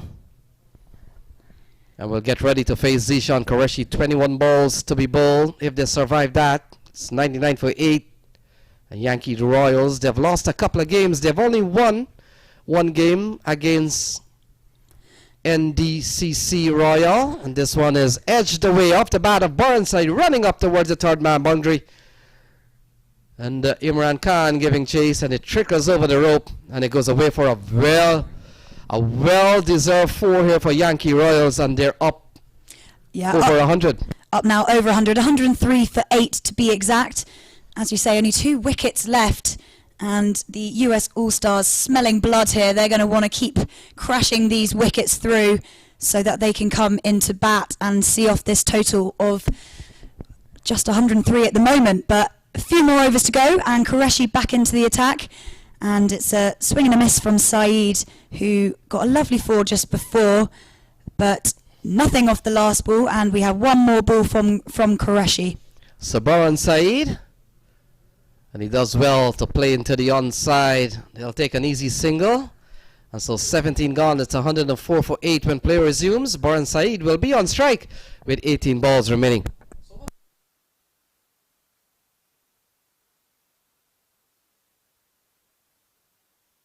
13th US Open Cricket 2021 Fantasy Sports. Create your Dream 11 and win exciting prizes. Log in www.usopenfantasy.com.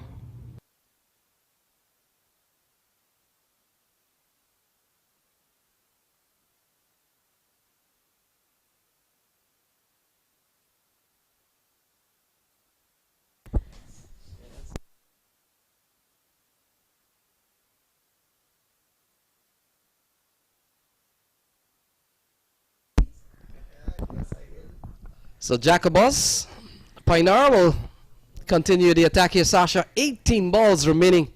It's 104 for 8. So not only they have not put up a good score, but they're in danger of getting bowled out. Just a couple more wickets remaining. And Painar starts with the ball outside the off them. Some bit of bunks. Dinesh Ramdin does well to take the ball. 17 balls remaining. Burhan Saeed and Dane Johnson out in the middle. Yeah, Ramdin did a little jump as that ball came up to him. So here's Painar, ball eased into the offside. Lendell Simmons is out there, and probably he's itching to go and get changed and get his gear on and try to begin the reply. He's always been one of the top order batsmen. This one, Burhan Saeed, trying to go very ambitious through the onside, doesn't go too well. And the score remains at 104 for 8. Good tidy stuff here from the South African. This one in all sorts of trouble, entangled, and in the end given out by Mangesh Rane. Leg before, it's 104 for 9. Yeah, that's not the best shot here from Saeed. He totally mistimes it, and the ball crashes into the pad of Saeed. And as you say, he's got to go. So US All-Stars, as I say, smelling blood and really going for the kill here. Yankee Royals falling to 104 for 9. And as we said, they're going to need the win here, but it's not looking great. And off 17.4 overs, Yankee Royals only have 1 wicket remaining. So can the All-Stars get them all out?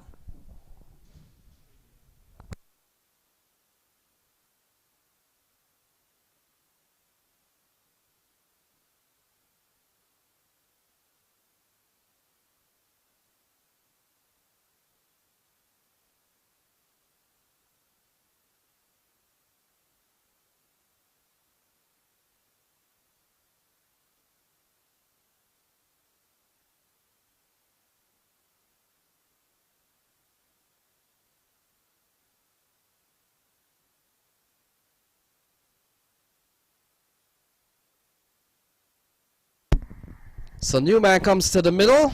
It's 104 for 9. Dane Johnson is at the non-striker's end. Jacobus Pinars picked up a couple of wickets. He's bowling a 2 for 16. And so we're winding down here.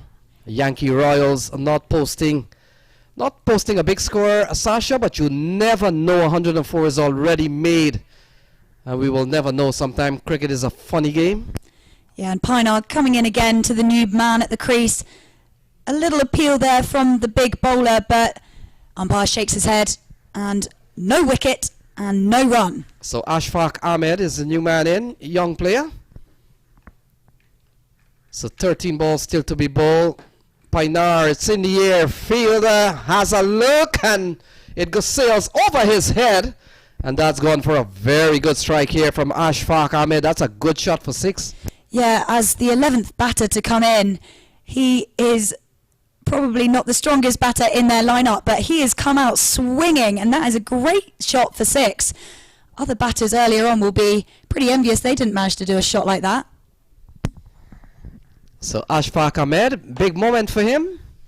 And one of the things, Sasha, some of the younger players that are not internationally famed players, they look for a platform that they could be on television, on live TV.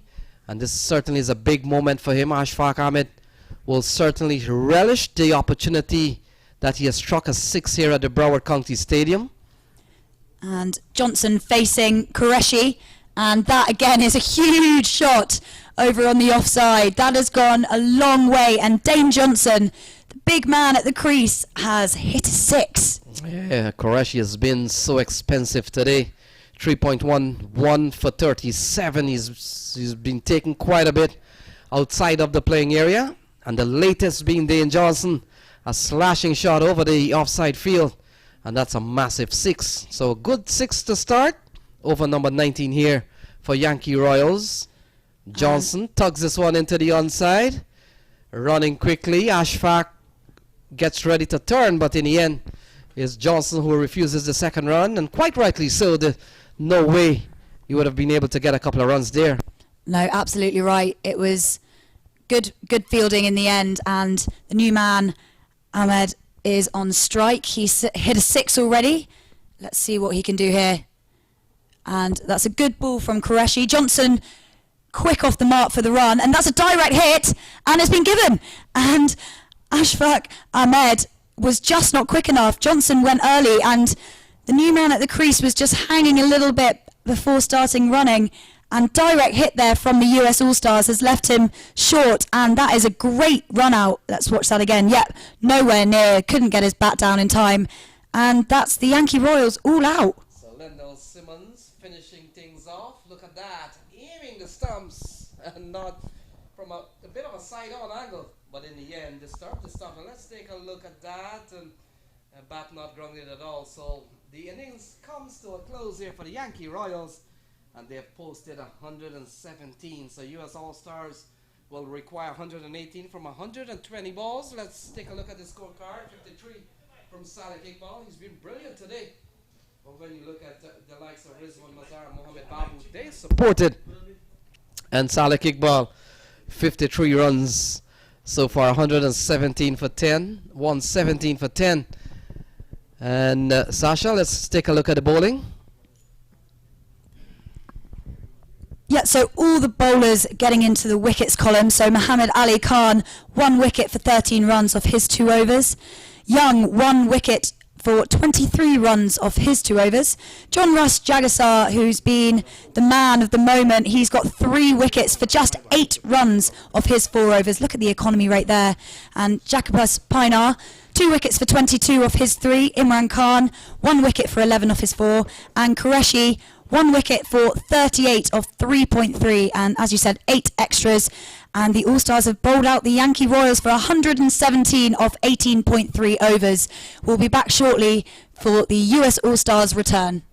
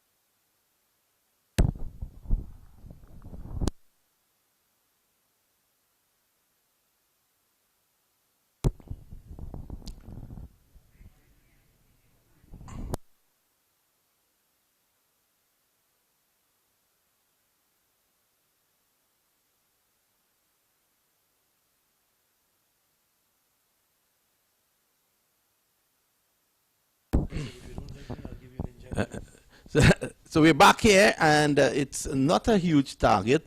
Trevon Griffith and Lendell Simmons opening the batting, and it's Robin Chowdhury who is bowling.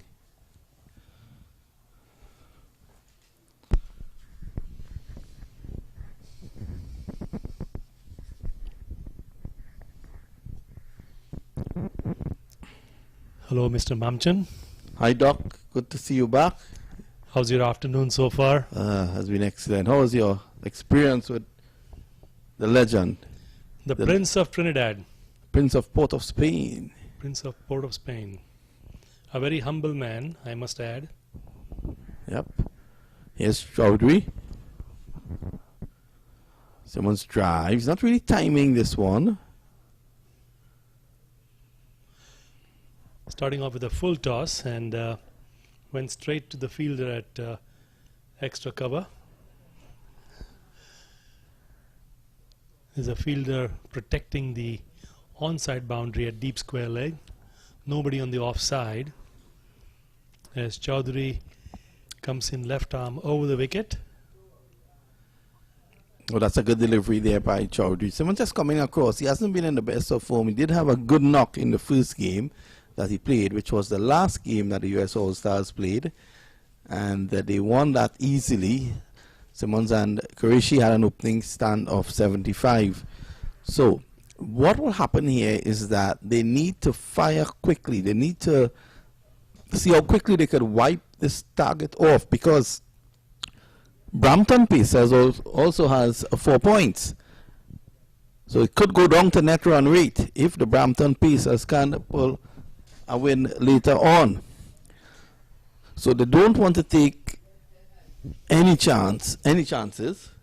They want to secure that position into the semi-finals. They want to win, and you want to win big for the sake of the net run rate. So someone's just feeding a few onto the bat, and it's going to be Chowdhury.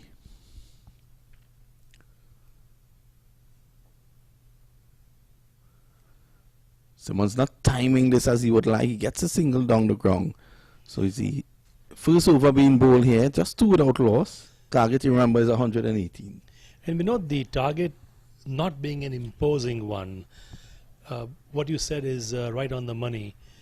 Try and get to the target as quickly as you can to get ahead of the net run rate, because that is what will ultimately count as Robin gets ready for the next delivery.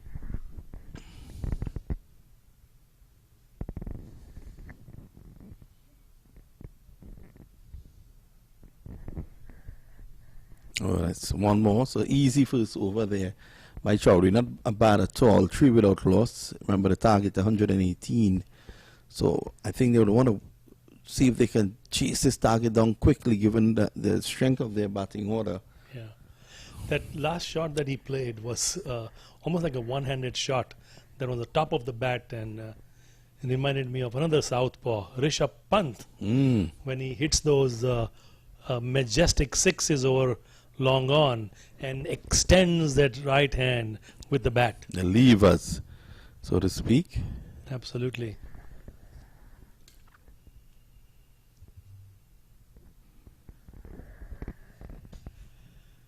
Three for the loss of no wickets for the US All-Stars.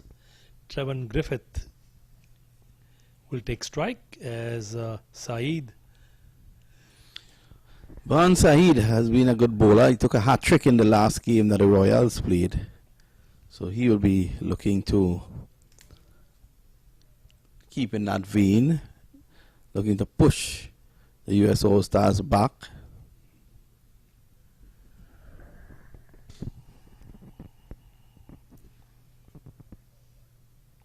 Starts with a slow delivery. There could be a run out, yeah, and Griffith was scoring down the track. Simmons sent him back. Simmons never, to be honest, he never left his crease. And let's have a look. He's down the road, and he had to run back. Had that been a direct hit, he would have had to have continued running. That normally you have a mutual decision. That seemed like a totally one-sided. decision. As we see the next delivery. Played away down to backward point. Again, he's going down the track. He's sent back by Simmons. Yeah, Griffith is really lucky that he wasn't run out. A direct hit and he would be back in the hut.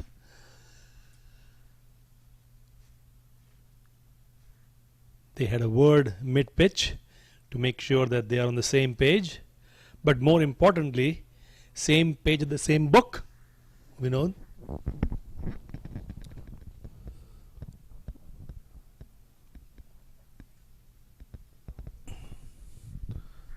This one comes back into him, so you can see Griffith advancing. He's a destructive batsman, Griffith.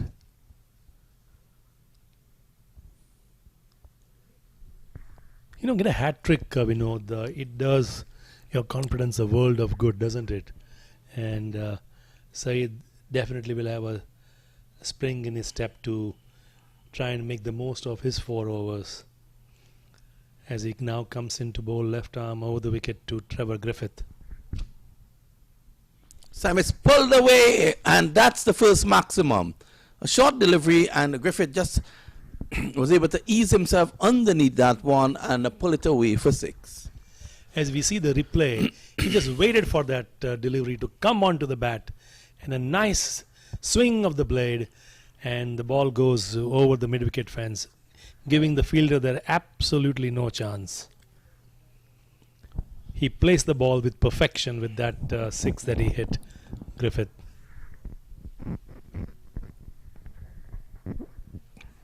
There he is. If it goes again, protection down there this time. Tried a similar stroke, Vinod, but this time came the bottom of the bat and ran towards the fielder at deep square leg, with only one fielder guarding the onside on the fence. And now Saeed is no, he's going to still go left arm over the wicket. I thought for a moment that he's going to go around the wicket. Some field changes. Square leg is moving to his right. Lendl Simmons takes strikes against Griffith. Back to the bowler. So it's the end of the over, the end of 2-10 without loss. Remember the target 118. Let's take a Matt Hatter's tea break.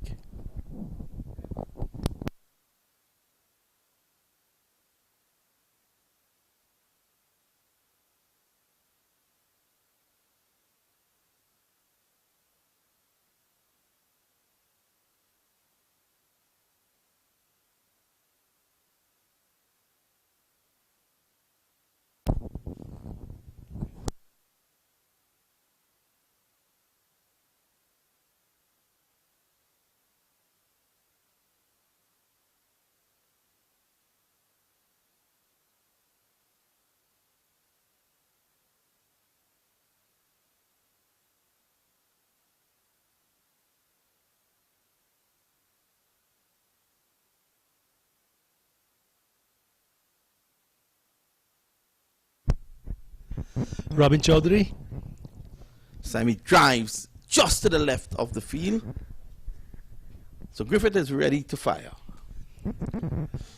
He certainly is. Got 10 of 8, and Lendl Simmons, who only has 1 of 5 deliveries, will have something to say about that as his innings continues. US All-Stars 11 for no loss. The important thing is they haven't lost wickets in the power play. And as we have seen in earlier matches, like the Punjab team, when you start losing wickets in power play, you are behind the 8 ball. Oh, that's a quicker one that came on to Simmons quicker than he thought. And he just pulled out at the last moment. You can see Simmons ready to hit that over mid-wicket.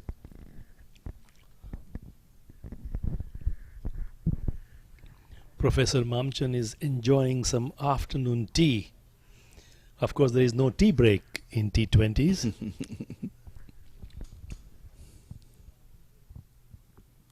Sam Simmons goes with him down behind square.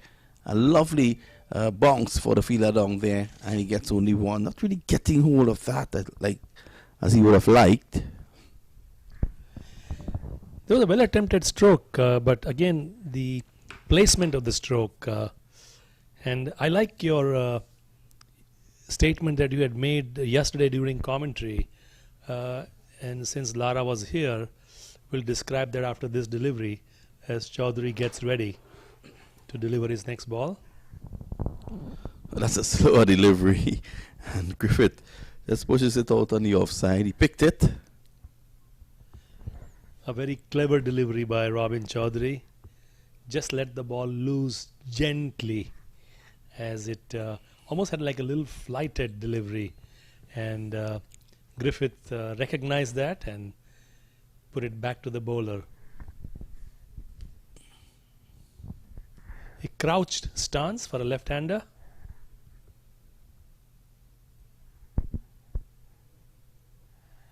Much like a right-handed Jaskaran Malhotra. Vinod? Malhotra, he'll be very upset with what transpired today. His team losing their second successive match.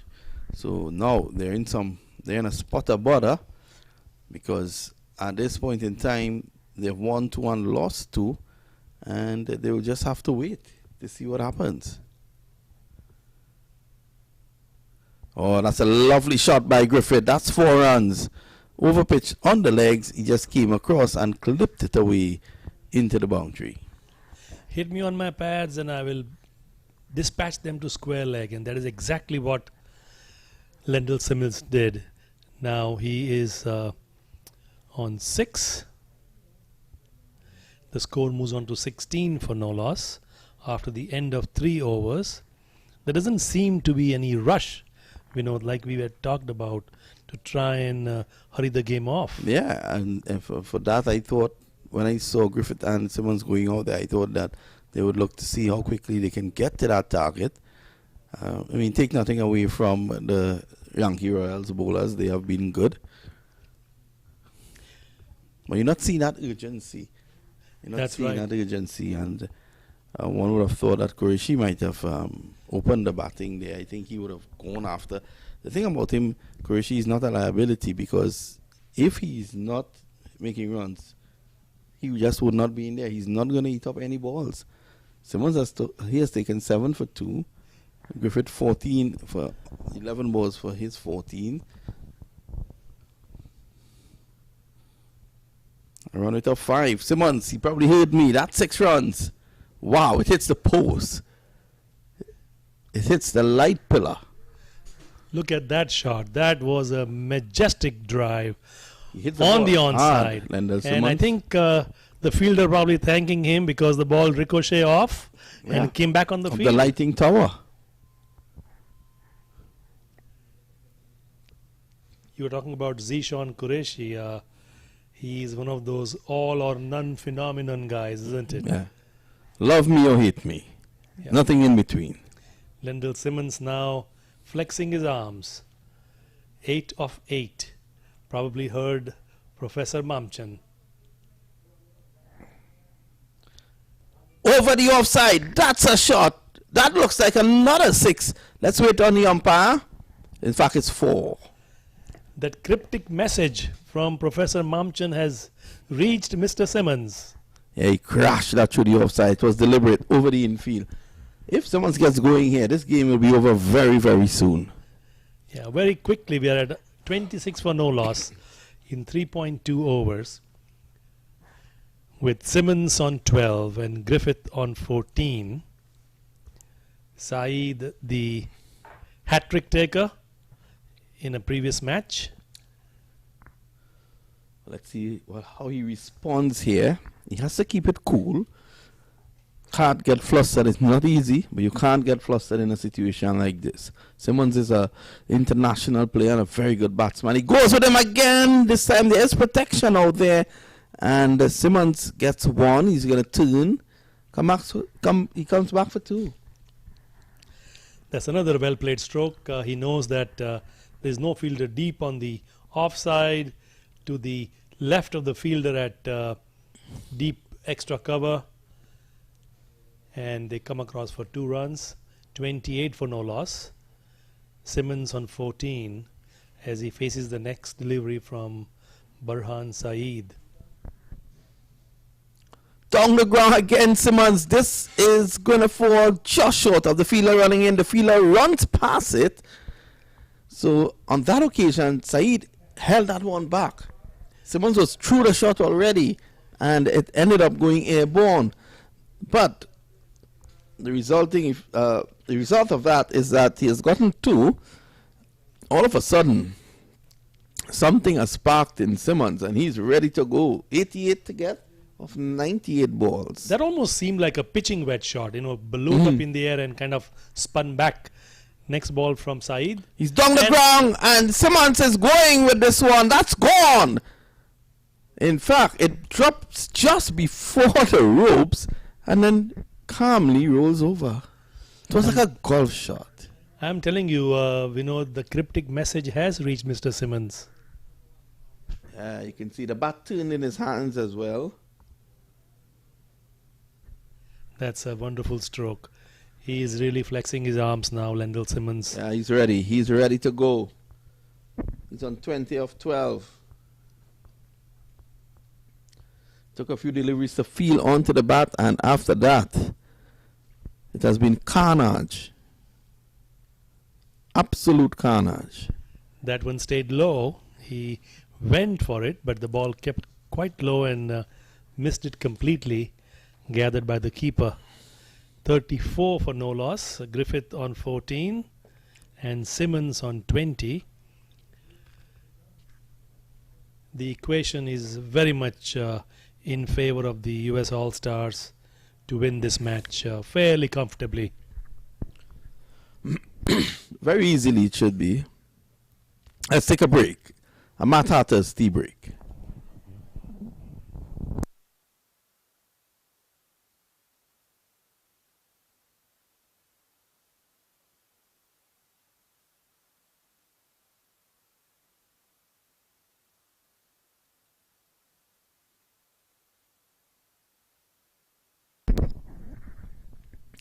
Oh, was that a wide? Griffith was actually walking to reach the ball.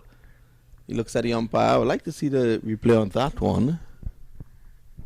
Griffith was almost questioning the umpire. Was that a wide, sir? Umpire unperturbed. No, the umpire, of course, guided by those lines, and that one was on the inside. This one comes on to Griffith quicker than he thinks, gets a single. Those lines are guidelines. Yeah, it's just guidelines. It's nothing. It's not a law. Yeah, guidelines means they are there for you to take a look at it and make a decision on it. It is not the dogma. Yeah. Simmons on 20, playing a wonderful innings as he takes strike to the left arm Robin Chowdhury. This time Simmons goes with it. It's in the air. He could be in trouble here, and he's out caught. Lendl Simmons goes for 20. It was a short delivery. He was looking to hit it somewhere into the nets down on the eastern side, sorry, and it just made height. That was all it did. It made height. So here goes Zishan Qureshi into bat now, and he's a no-nonsense player, as you said before, and 83 to get off 94 balls. Yeah, that stroke from Lendl Simmons lacked that punch, and he wanted to clear the fielder on the onside, but ballooned up in the air and got caught, which leaves the All-Stars at 35 for 1, bringing, as you said, Zishan to the crease, as you can see the replay here.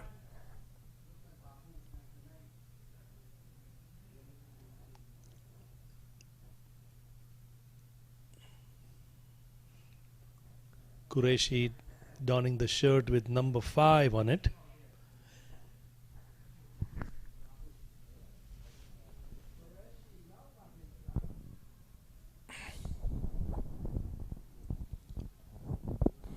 So it's going to be Griffith and Qureshi. Let's see.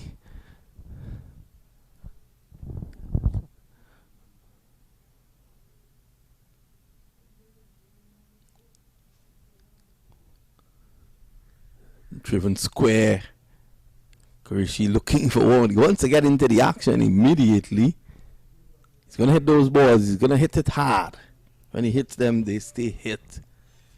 Want to give a shout out to our friend Rani, who has been doing exemplary camera work.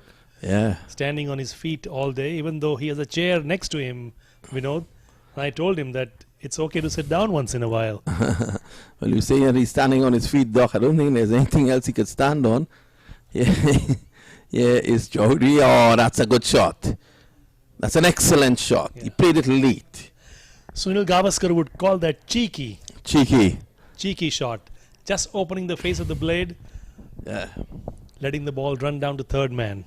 I think, yeah, he played it very late. Had he played that later, he might have played it next month.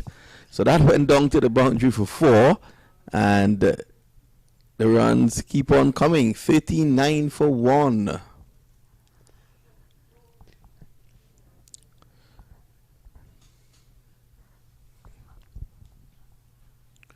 Here's Chowdhury. Short, he pulls. Not really there for that shot. Gets a single.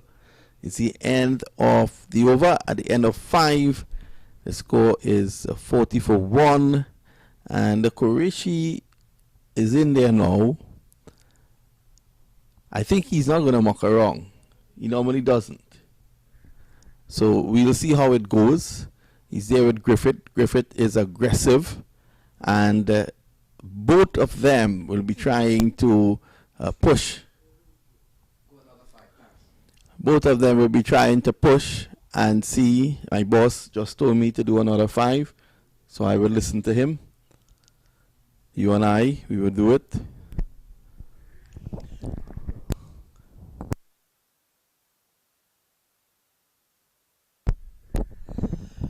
Vinod, I want to take this opportunity for, first of all, inviting me for the commentary of this US Open. I truly appreciate that, and it has been a pleasure of working with all the commentators. And a shout out for all the cameramen and all the staff who have been doing yeoman work for this US Open. As Dane Johnson now starts. I like Johnson as a bowler, and you would see why I say this. He is a thinking bowler. So he starts with a slower delivery, just on and about the off stump.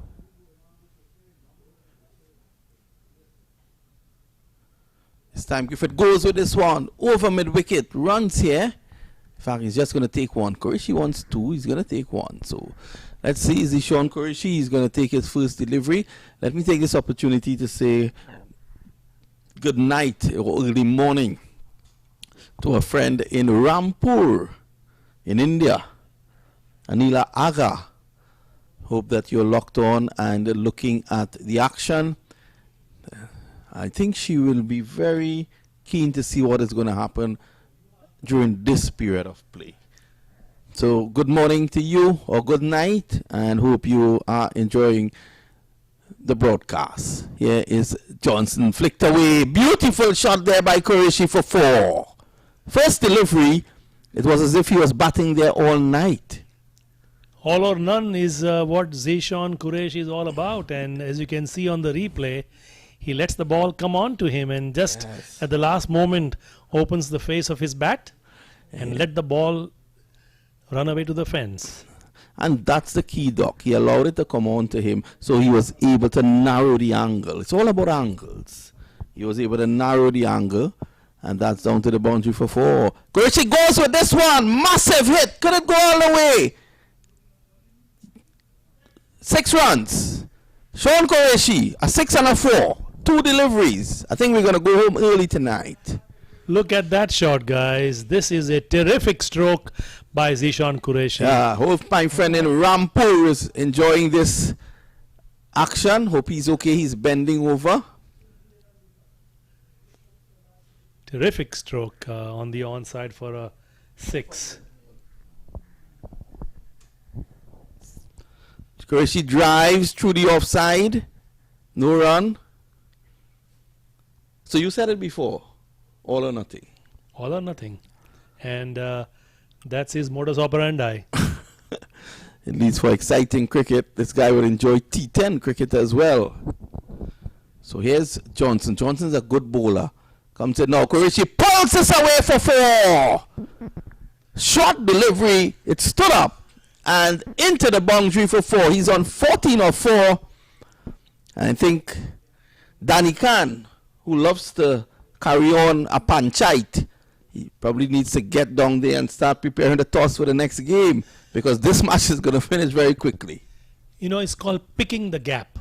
Yeah. He waited for it and pierced the fielders between mid-on and square leg and raced away to the fence for 4.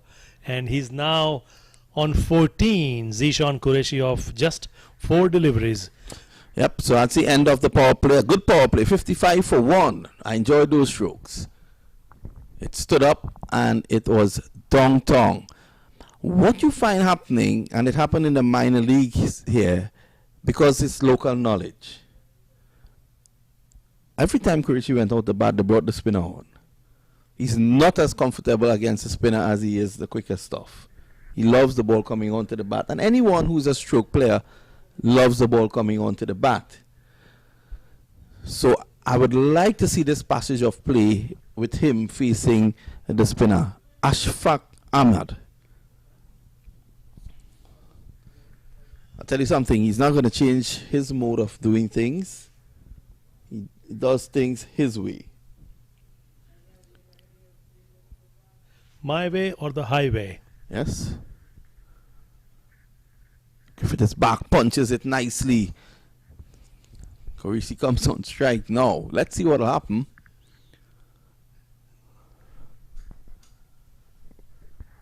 Now the battle that Vinod is waiting for. Zishan Qureshi against a left arm spinner, Ahmed. Yeah, well, I was speaking to him just before the game. He told me he was not middling the ball. He was, you know, he was practicing and he was hitting a few in the warm-ups. He was not hitting the ball.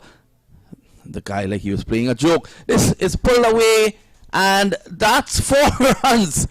This guy called Qureshi. That's 4. He's not going to muck around. Look at the replay again, waiting for that ball to come on to him. It was a bad delivery, though. Bad delivery, no doubt, but freeing his arms, getting his left leg out, and hoisting it in the gap. Very intelligent cricket by Zishan Qureshi.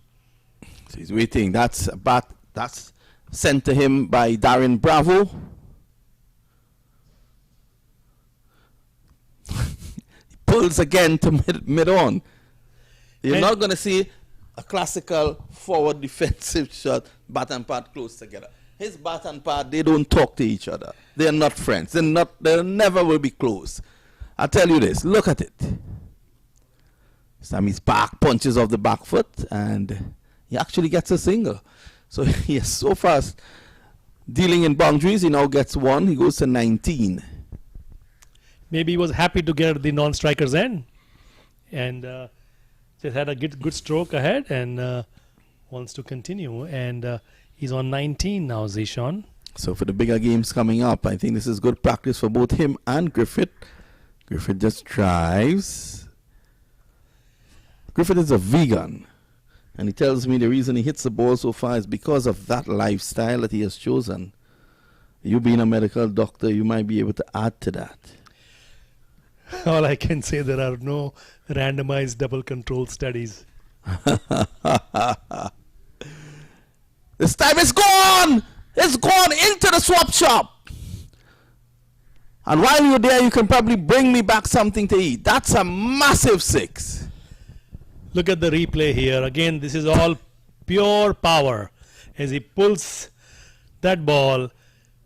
But I wonder if he's a vegan as well. That's 6. I think Qureshi is telling Trevon Griffith that you don't need to be a vegan to smash the ball all over the park. Well, he has a mantra that he lives by that was given to him by Rizwan Chima. See ball, hit ball. And so far it's working wonderfully for Zishan Qureshi as he races to 25 of just 8 deliveries, as the US All-Stars are at 68 for 1. Qureshi has surpassed Griffith's score at the moment. Griffith on strike. So it's going to be Dane Johnson. Griffith gets a single. You can see Griffith deliberately looking to give Qureshi the strike. I think Griffith is enjoying this destruction of the bowling team, because Griffith himself can really hit them. So Griffith just getting the singles, giving Qureshi the strike, and Qureshi is looking to hit them big. He's eyeing deep mid-wicket. He loves cow corner. The 2 areas he loves, cow corner and a wide mid-off.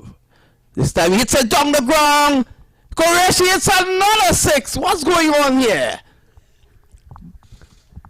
And if you look at the 71 replay, for 5 of 7. Look at the replay, Vinod. You can see he made room for that stroke. Again, waited for it and hit it over long off for 6 runs. That was a wonderfully struck stroke by Zishan Qureshi. He's up to 31. The whole of Rampur are celebrating tonight. Here he is. He's looking to pull this down the leg side. Probably just brush the pad.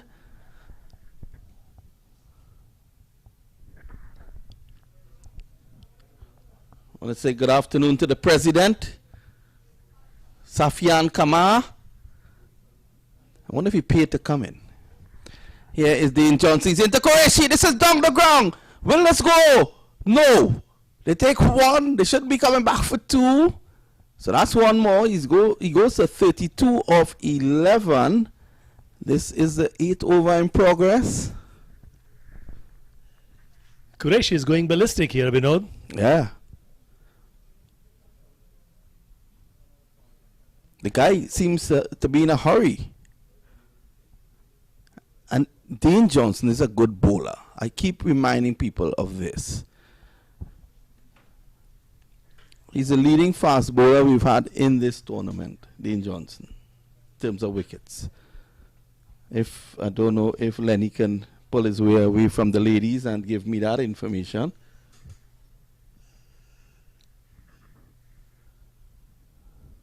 Professor Lenny has been...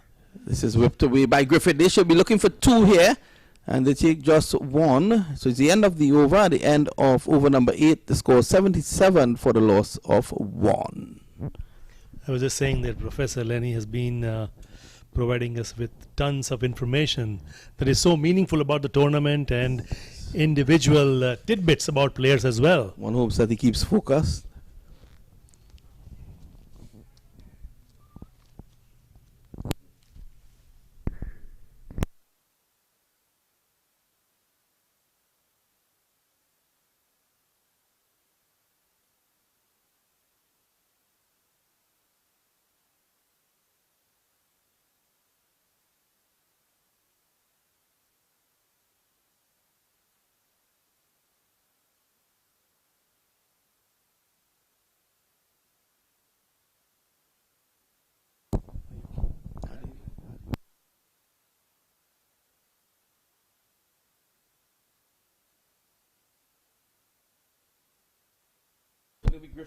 Griffith again on strike now, and Griffith is forward nicely. I think Griffith, with this situation, he should be looking to join Qureshi in the carnage. Let's see, because net run rate could be so important. He's 25 of 23.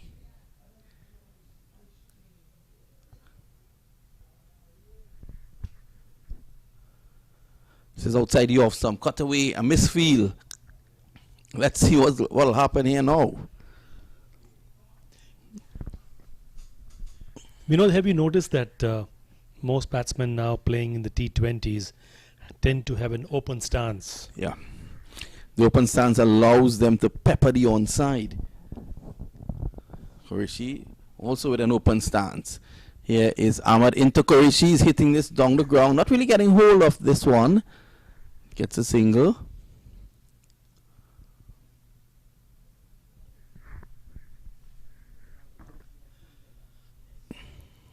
A small target, 118. 79 for 1.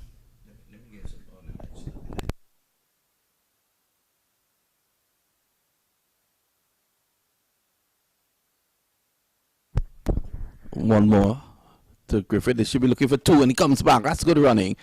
Trevor Griffith is an excellent athlete. He goes back there for 2. Qureshi 33 of 12. Ashfaq Ahmad. Let there be light. The light comes on.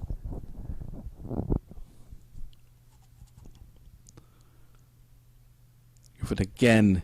Down to third man. They should take 2 as the fielder labors. That's the only word I can use to describe that there. The fielder, not fielding, he labors after it. Yeah.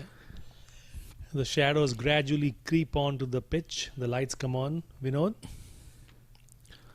Yep, the electrical guy, Ivor Henry.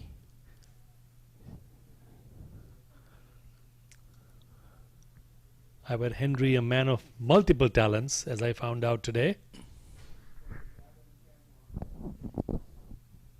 Sam Griffith paddles this one around the corner. This should go very close to the boundary, and they're going to come back for 2. End of the over. At the end of 9, the score is 85 for the loss of 1.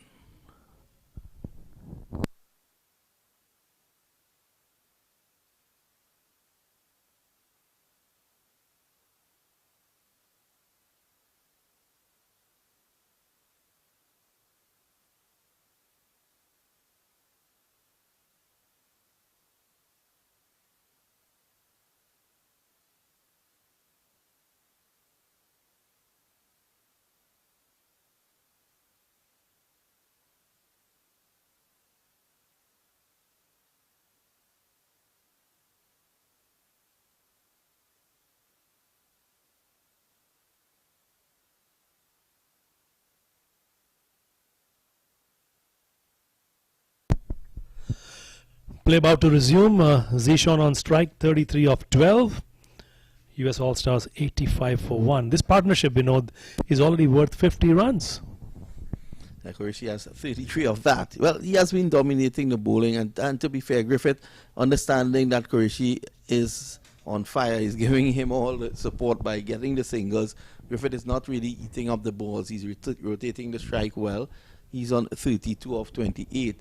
So it's going to be Burn Sahid to Qureshi. Qureshi drives and misses.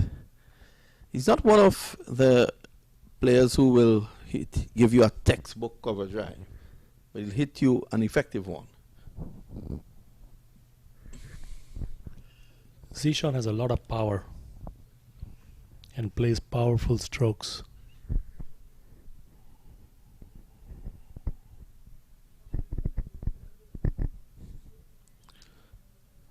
Gets a single down to long off now. Knowing Zishan Qureshi, he's probably getting bored. He likes action. These singles are not going to do anything for him. He likes to see guys face punishment. He likes to see guys climb the hill, bring the ball back.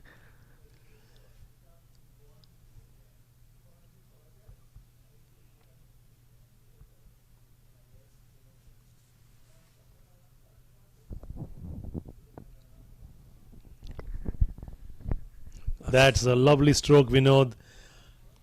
He lined himself up beautifully and let the ball come onto the bat and guided it beautifully to fine leg for 4 runs by Trevor Griffith.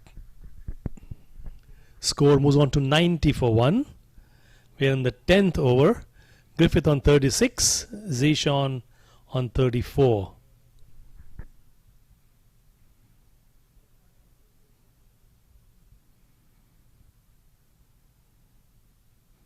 Sam Griffith is down the track. He pulls this away down to a wide-ish long on. So Griffith, I think the message is clear. He's just going to try both of them Well, whether Qureshi received a message or not, that's the way he has been playing. But I think Griffith now is on board, 91 for 1. They're going to try to finish this as quickly as they could. Net run rate is going to come into play as we move along in the tournament. The shadows now coming right on the pitch now. That's a wide.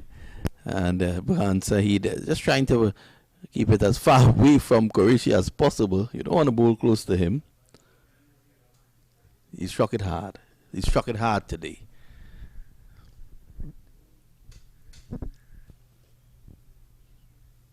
Zishan pointing towards the offside, knowing that there is one fielder patrolling the boundaries at deep extra cover and one at long off. This time he's going, it peels off the outer half of the bat, and the fielder actually overran that. So he gets one more. That one made a little extra height, and it caught him unawares. To be fair to the fielder, he traversed an area of a lot of shadows and then some sunlight. It's always difficult. It's always makes it difficult to judge those catches, particularly when the shadows and the sunlight is different in different parts when you are running.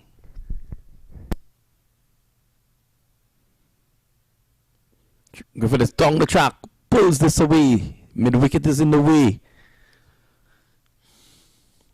End of the over, the end of 10, it's 94 for 1. So that's a good run rate to have. 9.4. Remember, we're talking about net run rate as we go further into the tournament. Just to go through that standings again, the Cavaliers 6 points, the US All Stars 4, Brampton Pacers 4, Yankee Royals 2, and the Mace Royals still they haven't won any of their matches.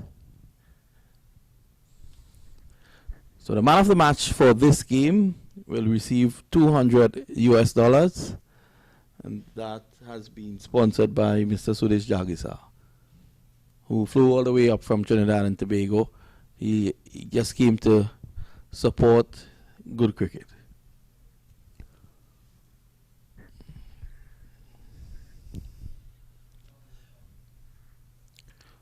So here is Chowdhury. Griffith is waiting on that. Griffith could have put the kettle on, make his coffee, and go back and play that delivery.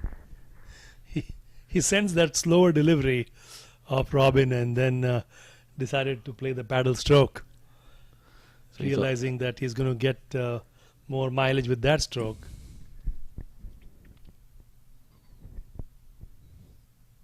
But sometimes, you know, those paddle strokes, paddle sweeps can be risky as well. Yeah, it could be. But a lot of acreage behind the wicket that has no one. 6 runs. Short, and he bangs this away over mid-wicket. That one is rolling still. You know, if Tony Cozier was alive, he would have described that stroke as hit it with utter disdain. Yes. Utter disdain. I mean, there was just class exuding from that particular stroke. Right over the mid-wicket fence, flying over for a 6. So Griffith goes to 46, Qureshi 35. And just a matter of 16 runs required now. So they're trying to fetch that ball. You know, when you were growing up, did you imitate any cricket commentators? They imitated me. Talk about modesty, Mr. Vinod Mamchan. Not particularly, you know, I never really imitated anyone. Tried to imitate a couple of cricketers, it didn't work out. Well, growing up in India and at our medical schools, we used to have those social days and we used to imitate commentators. One of my gigs used to be that at that time, as we watch Robin Chowdhury coming in to bowl to Griffith.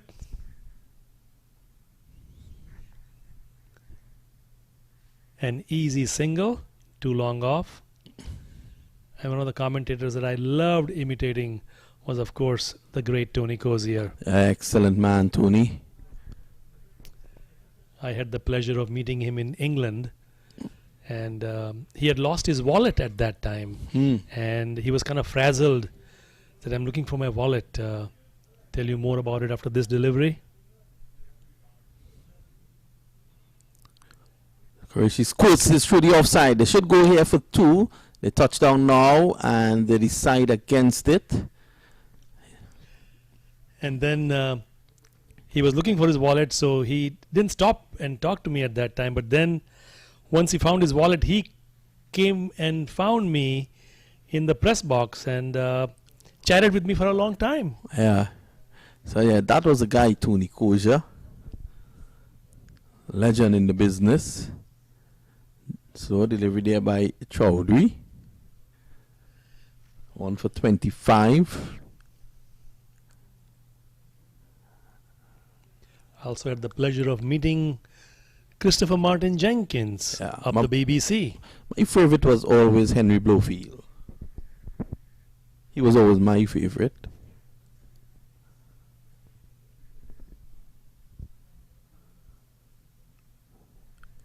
Misfield on the offside, and you know they just seem to be going through the pace, the motions here at the moment, and it's all over bar the shouting. 105 for 1 after 11. Let's take a Matt Hatter's tea break.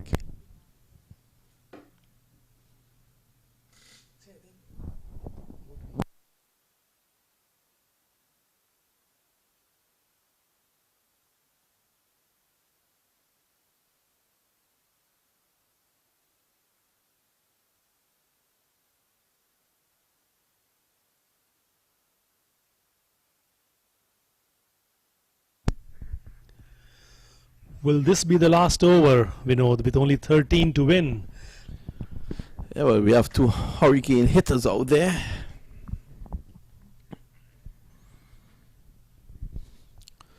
Johnson, they have taken a liking to him today. Chowdhury ends his spell at 1 for 26.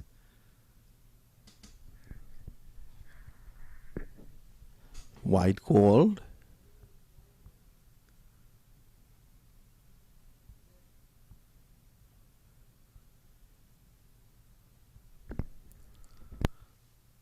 So, yeah, Dr. Viroja is walking there, just enjoying the cricket, having an evening stroll around the park. Let's see if Qureshi can finish it in this over. He's on 36 of 16. You can see in the background there the good guys from Somerset Cavaliers. They're doing their stretching exercises. They're ready to go.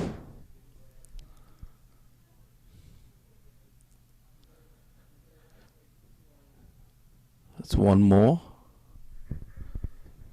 Rishi 37. He was unbeaten in the last game, so he's probably looking to just stay unbeaten here.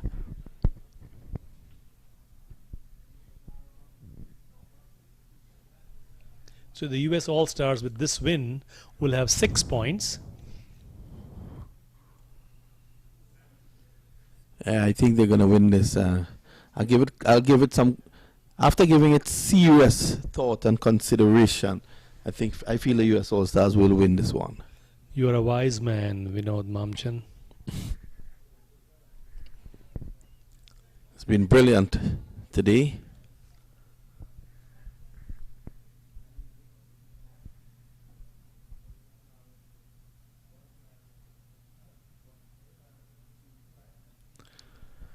Yes, Qureshi seems to be playing for the not out now. Probably that's the most singles he has ever gotten in his life.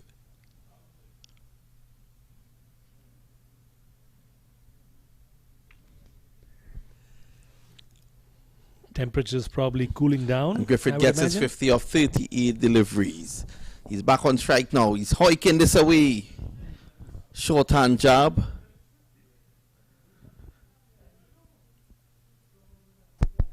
One thing we know that I've noticed is that one thing constant in this game, do you know what that has been? Or the previous games? On this What's ground? that? It's that gentle breeze that has been blowing all day long. Yeah. On Tuesday morning, it was absent though. Qureshi, this one slices in the air. He's running Bilal, but he can't get it. And that's one. One more. So it's looking to end it in glory. Let's see. It's the end of the over. He's going to keep strike. It's 112 for 1. We've seen 12 overs. Let's see if Qureshi can end it with a 6th.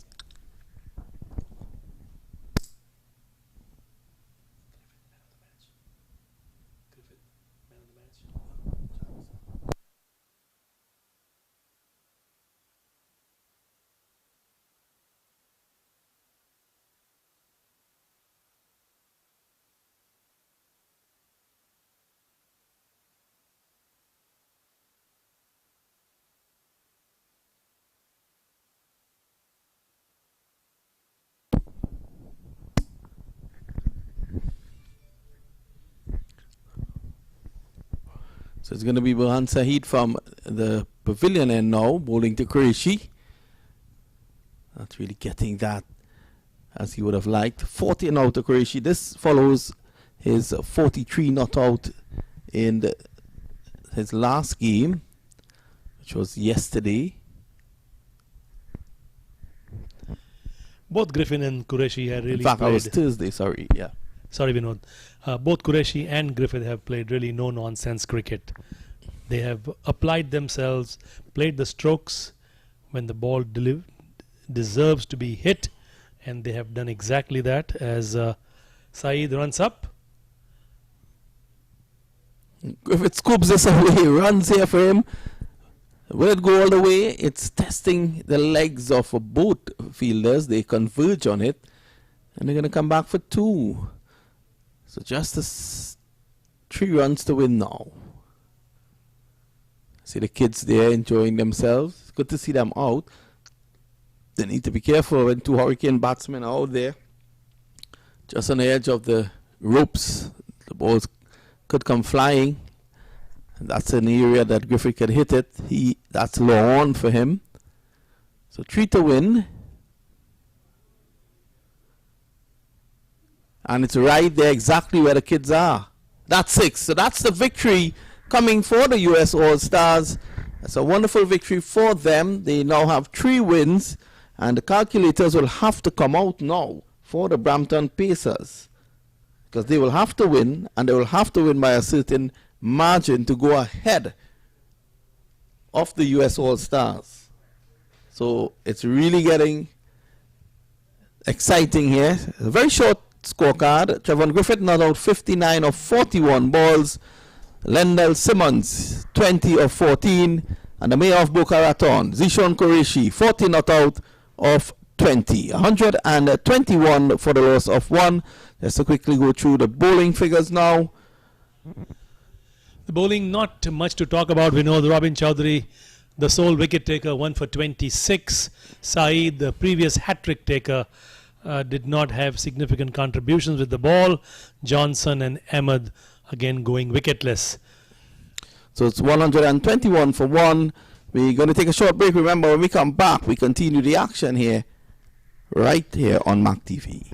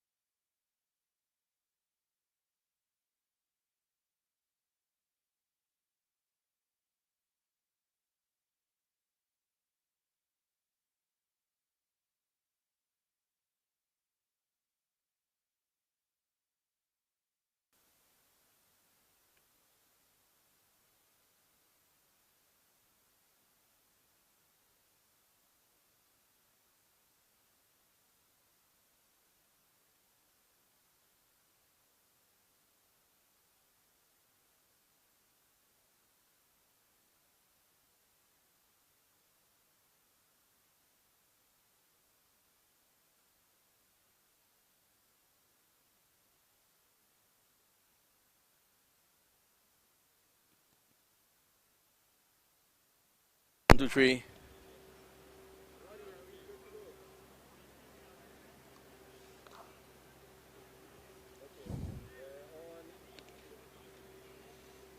Welcome to the match presentation ceremony for the 6th day. We have so far covered 17 matches. This is the 17th game, and the US All-Stars, they came up, of course, having to win to enter into the semi-finals, or at least to stake a claim for a place in the semi-finals. They got over the Royals. The Royals are now out of the tournament. Following the Mace Royals, they are also out. And a magnificent 9-wicket victory today. We want to say congratulations to all those who would have done well.